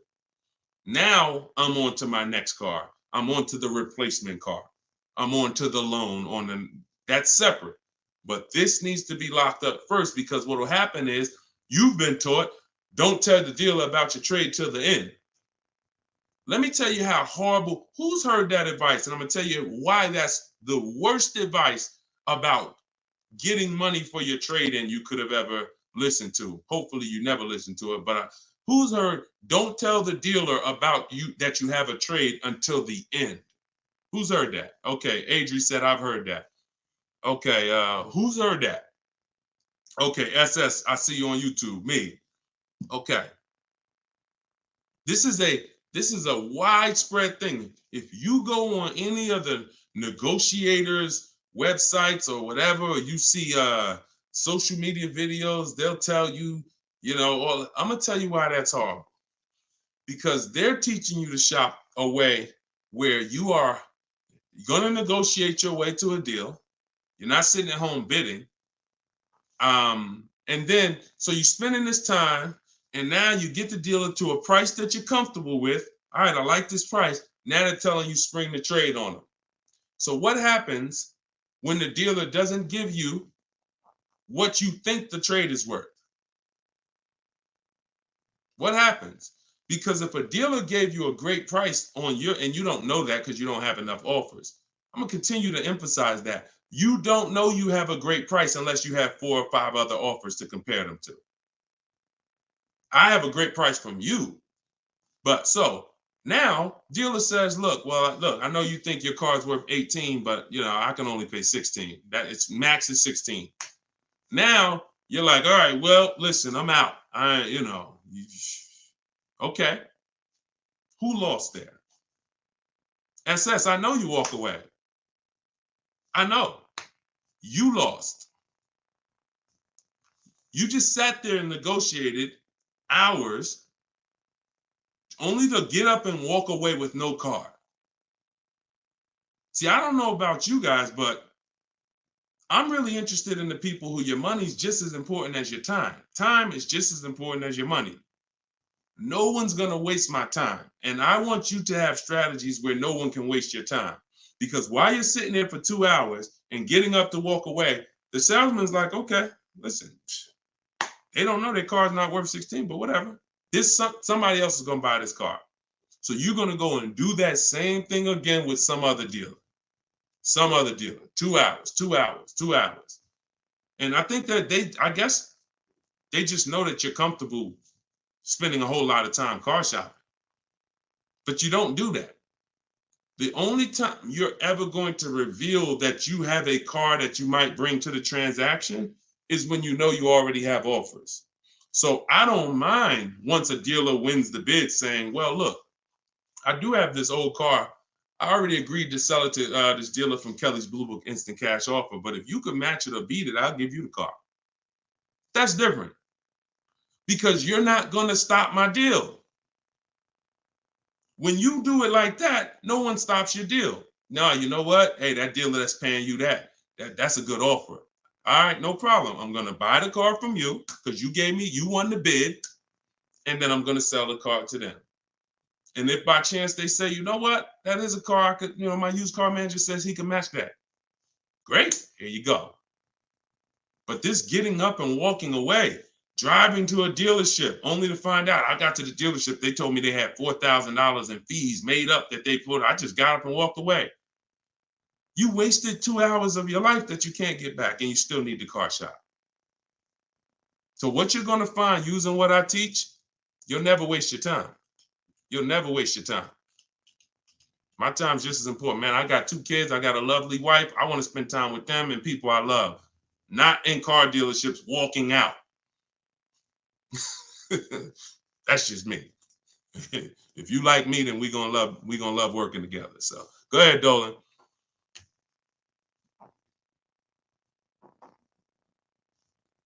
All right. Why is the dealership telling me I have to pay a down payment on a lease? You're only talking to one dealer.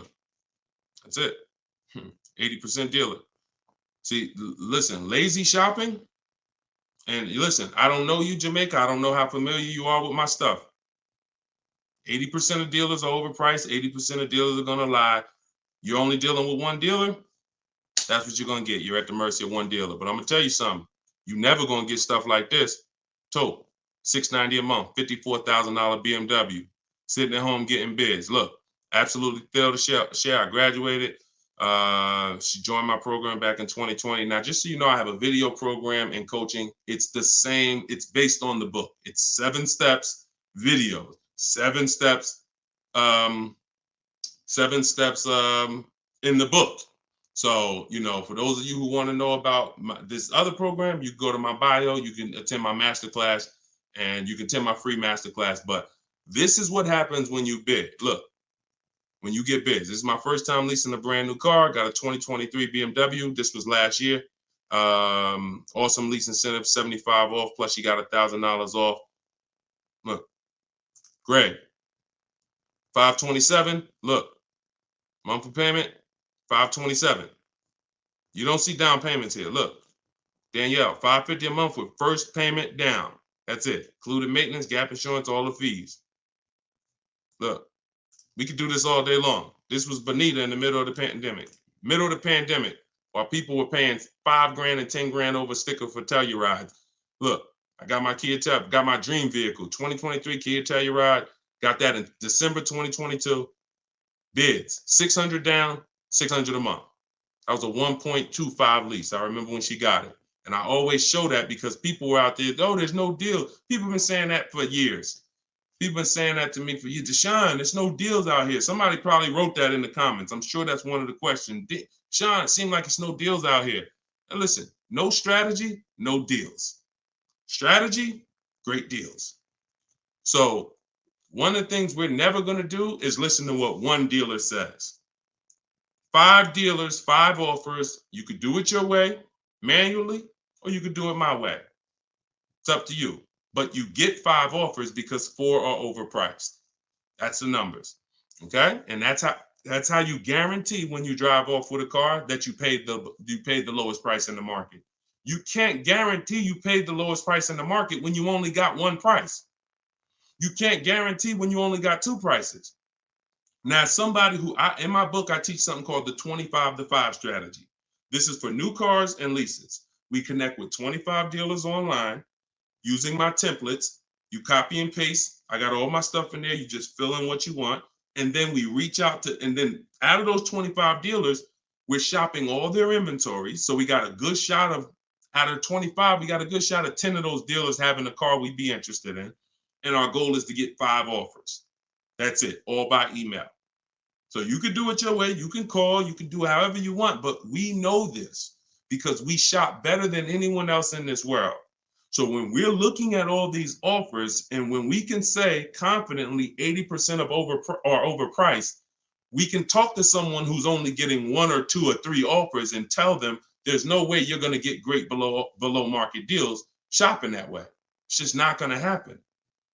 So I wish I could tell you you could mix your way.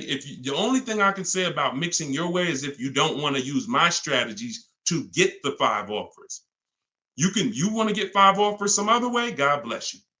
But you get 5 offers if you want below market deals. And if you're looking at super popular vehicles, Charles got a Palisade. Look, he got 10 offers. I reached out to 35 Hyundai dealers, got 10 quotes back. Offers range from 1.3 to 1.23 to 1.66. He ended up with a 1.23 lease on a Hyundai Palisade. $48,000 vehicle, $597 a month. So that's why the dealer you're dealing with is telling you you need a down payment because that's who they are. They're an 80% dealer.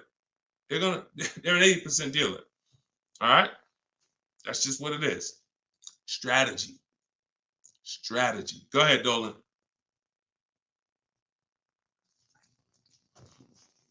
All right. TikTok. Miss Brooklyn. How much is a good price under MSRP? It's going to be different for each car. It's going to be different for each car. There's no way for you to know this. No way for you to know this. Look, Eddie got a Toyota. He got $2,086 under MSRP. You don't know what the bottom is without offers. Your way of shopping the old way, you're just feeling for the bottom.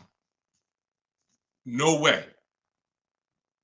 And I'm showing you all of this so you know. Look, Kimberly got $20,000 off of Maserati a little while ago. $86,000, you see it right here, $86,000 MSRP. Their selling price to her was $66,261. Had she got excited thinking, I'm just going to make up a number. I'm just going to, if I could save $7,000 off this Maserati, that'd be great. We don't pick what the bottom is. We get enough offers and it reveals what the bottom is. You get a bunch of offers on a Toyota Camry, the lowest offer, $2,000 under MSRP. Now, Kimberly, Maserati, that car, 20 grand off. Look, Sean, $20,000 off his F-150 Lightning XLT. Look, MSRP 73, dealer discount 4,900, 15,500. Now, just so y'all know, the 80% dealers are not even going to tell you there's a $15,500 rebate. So don't think he was just looking at a bunch of offers and everyone had a $15,000 rebate. Some people tell you, okay, there's $7,500 in rebates. Some people tell you it's $2,000 in rebates. If you're sitting in front of them, what do they have to tell you that for if you don't have, you're not going to shop. The statistics show, unfortunately, average people are going to shop 2 dealers. That's statistics. That's something that we're trained on. 2 dealers. So if you're going to shop 2 dealers and you're going to shop like the average person, why the heck am I going to tell you there's a $15,000 rebate on this vehicle when you're sitting in front of me and we just negotiate? That's what you're going to get. So it's no way for you to predict where the bottom is. Look, it's no way. Look, this is Tiffany. Tiffany sent me this the other day. She used my book. She got a $44,000 CX90 Mazda 2024, $6,530 off. Look, you see it up at the top. Believe we got a good deal from what we learned from the rest of the book. This is a bid. Now, I'm going to tell you, I don't care how big the discount is. If it's from one dealer, that's not enough. Because again, the discount could look amazing. Wow, 7 grand off, 10 grand off, 15 grand off. Until you get the 5 offers minimum, what if the max was 20 off? What if the max was 25 off? I told you, I sold a Maybach when I was working for Mercedes-Benz. It had a $20,000 rebate. If a person was getting bids for the Maybach, they would have saw that they could probably save 30, 40 grand off a Maybach at that time when they were running a $20,000 rebate. But if they came in and the dealer said, all right, look, I'll give you 15 grand off. If they thought, okay, that sounds good. So you don't get to pick where the bottom is. No one does. And if you try that, you're going to lose every time. And you're going to lose by not getting to the bottom and by wondering. See, that buyer's remorse, that's wondering. Was that really the bottom? You think we could have got more money off? That's buyer's remorse. We never have that. I want you to never have that. And when you sit at home and you let these offers come to you and you look and you see 5, 6, 7 people bidding for your business, you'll never wonder. You'll never wonder again. That feeling of in your gut of, oh, I hope I'm not getting ripped off. Oh, I hope this is a good price. That's a thing of the past. You'll never have that. Okay? And you deserve not to ever have that. Stop shopping the old way. Okay? Go ahead, Dolan. Very common question, too. Yep, you did the work. This one's Nita from TikTok. Instagram, I don't see enough questions over here. Instagram, I see a couple of y'all on, but I don't see any questions. Can I oil you up? Okay, you got to get it. You always got some weirdos popping up. That's why I'm going to let Dolan pull in the questions. Sometimes I'll be reading and we get just good. All right, so Nita from TikTok. Should I be worrying about the cost of insurance when buying a car? I would look, insurance is insurance. I would use a site like Insurify or Jerry, the Jerry app. I would use a site that shops multiple companies. Insurify shops multiple companies. And some of the smaller companies that don't have the big budgets, some of you go to insurify.com tonight, you might save money. So you need to, and I'm not endorsed by Insurify right now. I just believe in the product. Look, I believe in anything that gets my favorite two words, multiple offers. Because that's how we buy everything else. That's how we buy TVs, that's how we buy electronics, that's how we buy groceries. You go in, you want some potato chips, you got 30, 40 companies competing. You got, spaghetti sauce, 10 different companies competing, trying to sell you. Oh, we're on sale this week. Blah, blah, blah. It's always multiple offers. So any tool that gets multiple offers, I love it. So Insurify.com or the Jerry app. Yeah, insurance is insurance. J Love, how's the market looking? Watch the earlier broadcast. We answered that. That was pretty much, I think that was the first question in the show. So you could go to YouTube, watch the rebroadcast, and you'll see the answer to that question. Go ahead, Dolan, shoot that next one out.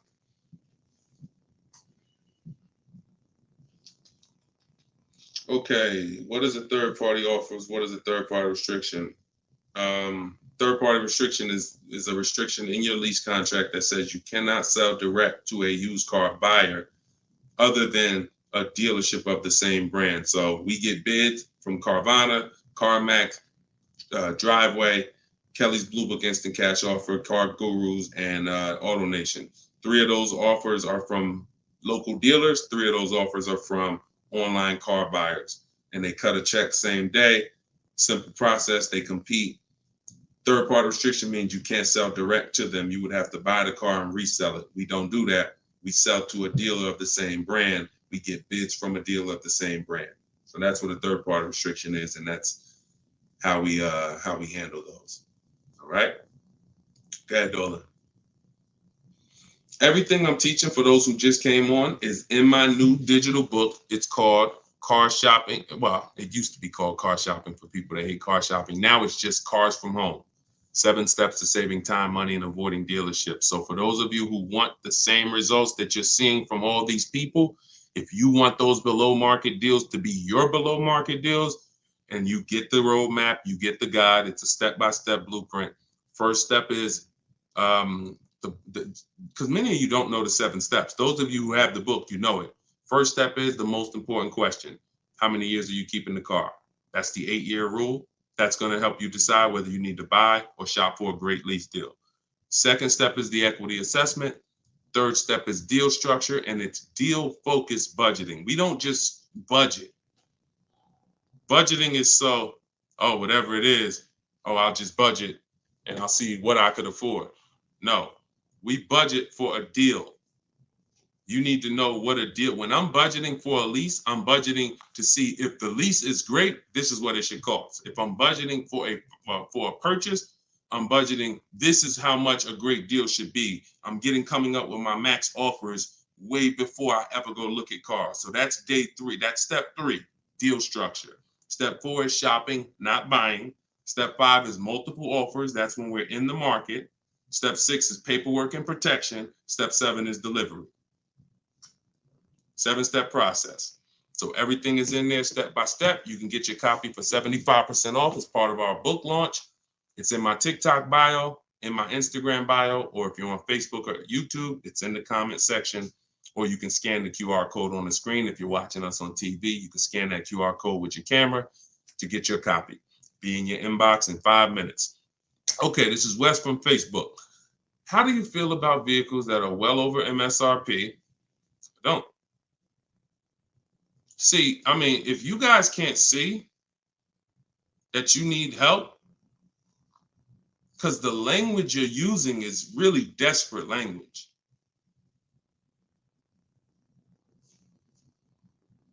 I really don't know, like, because here's the thing.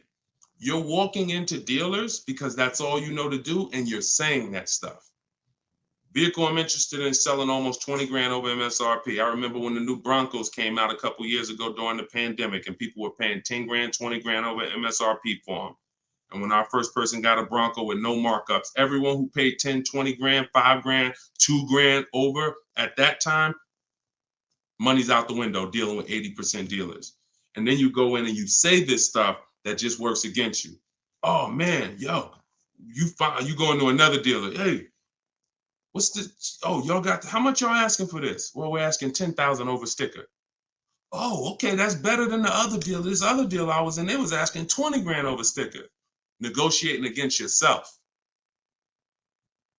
How you gonna turn around and ask me for money off when you just said that the price, because I'm 10 grand over, I'm good.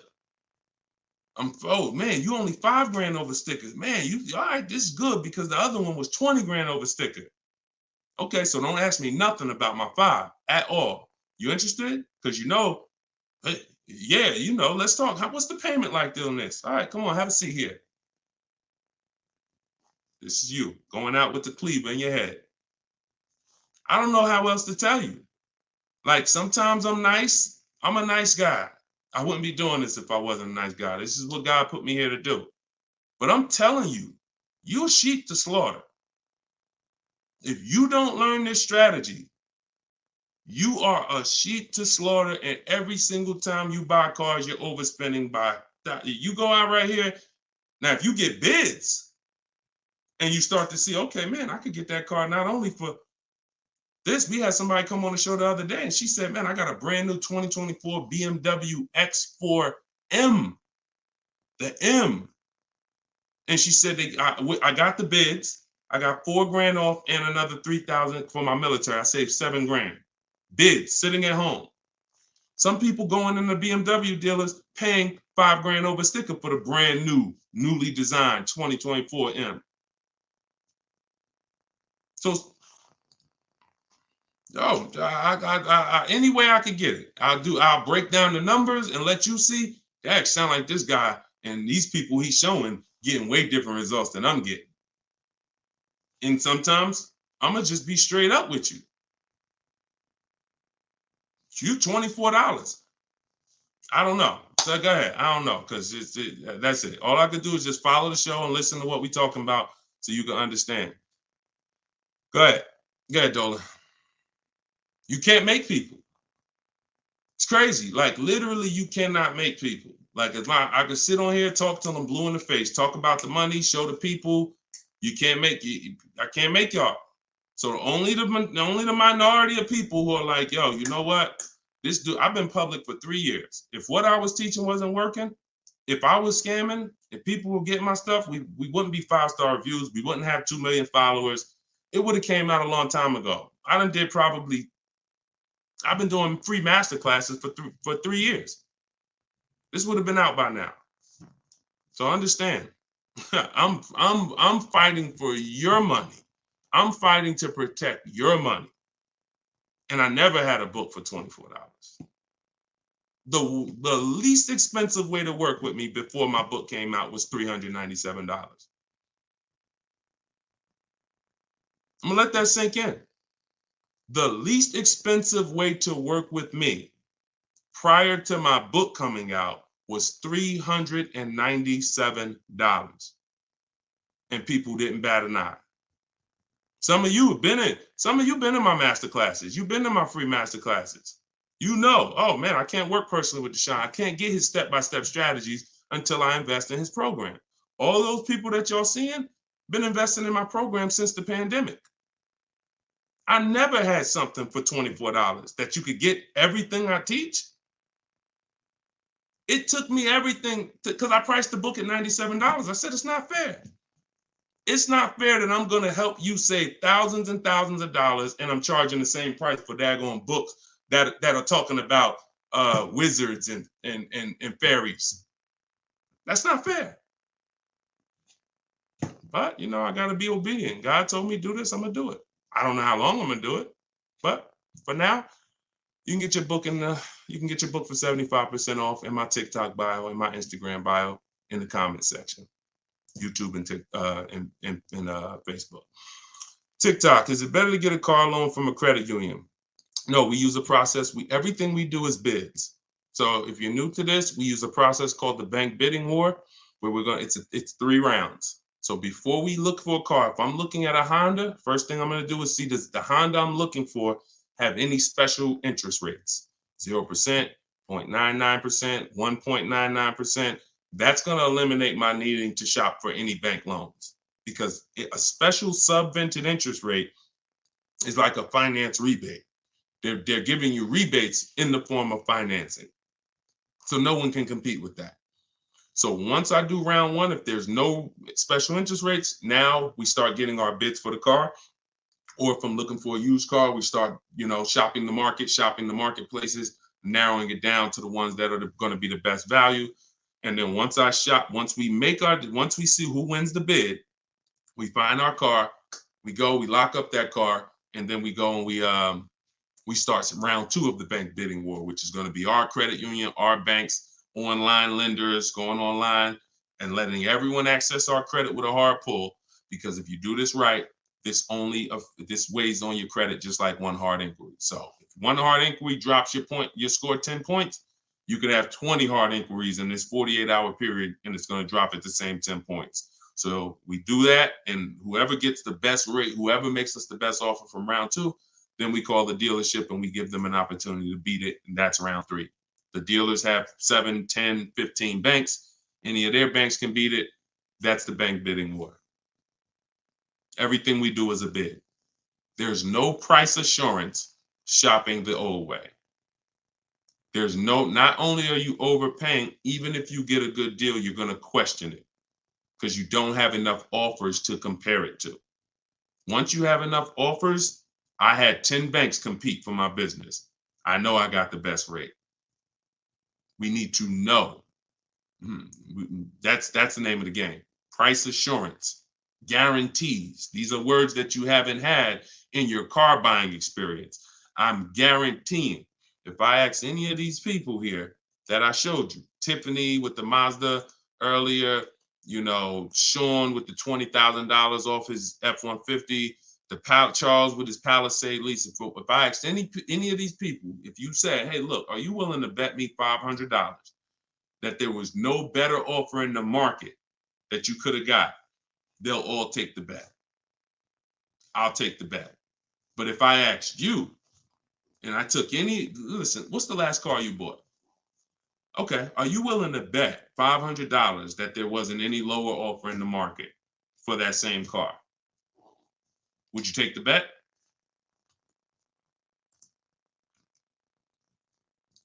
No price assurance. No price assurance. Price assurance only comes through multiple bids, multiple offers. All right. All right, y'all. I think we're going to wrap. Thank you, Nita. I'm glad you enjoyed that. We've been on for about an hour. This is our 7 p.m. show. You may see the rebroadcast. Well, we'll see the rebroadcast. You can invite your friends to the rebroadcast. We play them throughout the day on all our channels. Everything I'm teaching is out of my book. You guys know that. If you want to attend my free masterclass, we have a link in the comment section for you. It's called Everything You're Doing Wrong, Buying, Selling, and Leasing Cars. It's about an hour. So you could go there. Hold on. We're going to wrap, Dolan. Man, I'm tired. I'm tired, man. We'll wrap an hour and 2 minutes, man. Everybody can come back, join us on another live show because we got tons of questions. We could never get through all the questions. Once the stream starts heating up, we can't get through all the questions. So if you want to attend my free masterclass, it's a link in the comments, or if you're on Instagram, there's a link in my bio. You can attend. It's an hour long, and then we do Q&A after. And then if you, of course, want the book, you guys know where it's at, in the comment section or in my bio. Other than that, I'll see you all on the next show. Shout out to everybody who joined, and it was good to see you all. All right, I'll see you all on the next stream. God bless you.